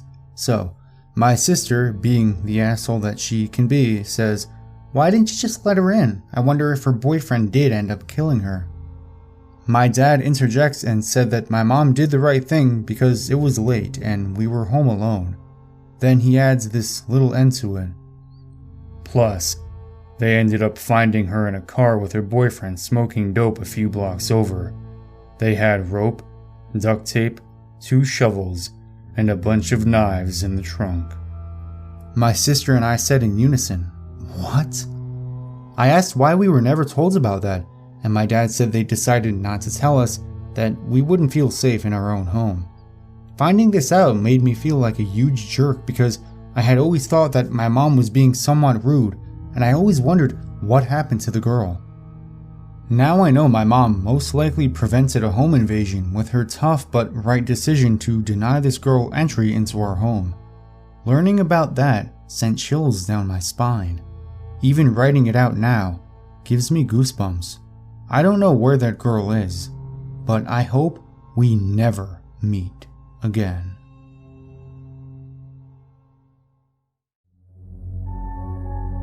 This happened during my college's Halloween celebration a few years ago and is the most terrifying experience of my life. One of my roommates, some friends, and myself let to go to a party around dusk, and we were catcalled by a group of 3 drifters or homeless people. We thought nothing of it and went on our merry way. About 4 hours later, we were going back to our apartments to change shoes when one of the drifters called out to me. "Hey beautiful, how about a kiss?" Me, being a little drunk and sassy, I reply, "No thanks, girls are more my type." To my shock and horror, he says, "Hey, my friend here likes the ladies." A homeless girl comes out of nowhere and proceeds to kiss me on the mouth. My friend picks me up and throws me over his shoulder. I proceed to flip out in my apartment. I shrug it off, and we venture back out. Well, later on, I got separated from my group in the crowd, and then I see the 3 drifters again. I try not to show that I'm shitting bricks when they ask me where they can find a liquor store. I point down the street to Kroger and they say, "Okay, can you show us?" I'm a small woman, and they shoved me into their vehicle. I think, naively at the time, that they will literally let me out at the grocery store, except it's closed because it's after midnight. I plead for them to let me out of the car, but they keep saying, "The power does what it wants," and headed away from the safety of the campus area, onto the freeway, and out of the state. For the next 4 hours, I visited 3 states with them while pleading for my life. I'll never forget how they kept saying, "The power does what it wants," and talking about how they're going to have fun with me. I kind of resigned myself to the fact that I was going to die, that I would never graduate college or see my family again. They pulled into a gas station and I slipped out of the vehicle to be grabbed again, but I screamed my head off for the clerk to help me. That's when they talked about taking me to the cliff. I mentioned that my family is full of police officers and they're probably already looking for me, how they're committing a federal crime, and that I won't press charges if they take me back to campus. I guess that's when the girl started to feel sorry for me because she started to say, "Guys, she's really scared. Maybe we should drop her off somewhere. This doesn't have to get any worse." They took me back to the campus area, and as soon as the girl pulled me out of the car, a police officer called my name. The girl shoved me toward the cop and yelled, "The power does what it wants, and tonight it lets you live." I've never been so happy to sit in a cruiser. They pursued them, but I don't know if they were ever caught. My roommate dropped out of college and joined the military, and I transferred to another school. So, ladies and gentlemen, please be careful walking at night. Always keep your cell phone with you if possible, and call the police if you see suspicious people near your apartment. I had a brush with death that day, and I am so grateful for the time that I have now. This could have been written better, but it's honestly hard to talk about. For a brief backstory, I used to work as a fetish model. It's something I did after college that helped pay my bills to supplement my full-time job. It is a unique fetish. It has a rather dedicated fan base, and I had quite a few admirers, many of whom I stayed friends with after I stopped modeling. Many of them are cool people who don't even really bring up my former employment because they respect me and know I am a private person. I rarely had problems, but there was one guy who would just send me harassing messages all the time. They were aggressive and demeaning, and I didn't want that kind of attention. He would then try to be kind for a while, and then be a creep. Bang, blocked him, and I totally forgot about him. He would blow up my phone with calls and texts, also blocked him there. He would message me from other numbers, so I just changed my number. On social media, he would make fake profiles and try to harass me that way. I never add anyone I don't personally know anymore. I just ignore him, just found him annoying and unbalanced, but not a real threat to me. Many years had passed, It had been silent for a very long time, a couple years. I got a message from a girl wanting to be my friend. I didn't buy it at all because this particular admirer has a very distinct way of writing. Like I said before, very demeaning and demanding, certain phrases, etc. I just ignored the message. I have just started putting myself out there and online dating. I have gone on some lame dates the past couple weeks. I got a match from someone and he sounded pretty nice and friendly. After a few messages back and forth, we agreed to have dinner and traded numbers. I have to say, the beginning of the date was actually really nice. My date was very considerate. We had a very easy conversation. After eating and drinking, we left the restaurant to walk back to his place. Even this was pleasant. We get back to his apartment and things are getting hot and heavy. I was really digging this guy until he whispered in my ear, "Why did you make me wait for so long?" When he said that, my stomach did a little flip. I asked him what he meant. He told me that he had moved all the way from the East Coast for me. My stomach started to drop and I started shaking. It was then that something in his brain flipped like a switch. Instead of the gentleman I was with all evening, he started spewing all of the things of online harassment he would message me.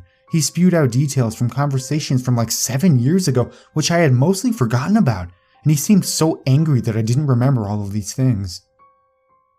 I was standing there, shocked and topless, realizing what was happening, and I noticed that he kept looking behind me. I noticed an open laptop, and I am certain that he was recording what was happening. I told him that I didn't feel well and needed to leave as calmly as I could without letting him on that I was terrified. He must have known I was scared though, because he grabbed me and wanted me to swear this wouldn't be the last time I see him. I smiled and nodded and offered to go out to dinner another night. I didn't know if just playing it cool was going to work, but very honestly, I was prepared to start fighting if I had to. He relented and let me go to the bathroom to put my skirt back on, and I was able to walk back to my car by myself. I just drove in shock and silence the whole way home. He had given me a fake name to go out on this date. He changed his demeanor. He took advantage of the fact that I didn't know what he looked like. I googled his real name when I got home and saw his Facebook page, and that confirmed that he was in fact the man that had been harassing me for years. I hadn't even bothered to look at his Facebook page before because I just always ignored him and I didn't feel like he was a real threat. I feel really stupid. So, I immediately blocked the number he had been using for his fake name. I guess I will change my number too since I'm sure he'll just keep calling me. I deleted my dating profile, of course. I won't be going out again for a little while. I'm of course going to the police to at least put this guy on their radar. Luckily for me, I didn't mention where I worked specifically, and I didn't mention where I lived specifically either, so I feel pretty good about that.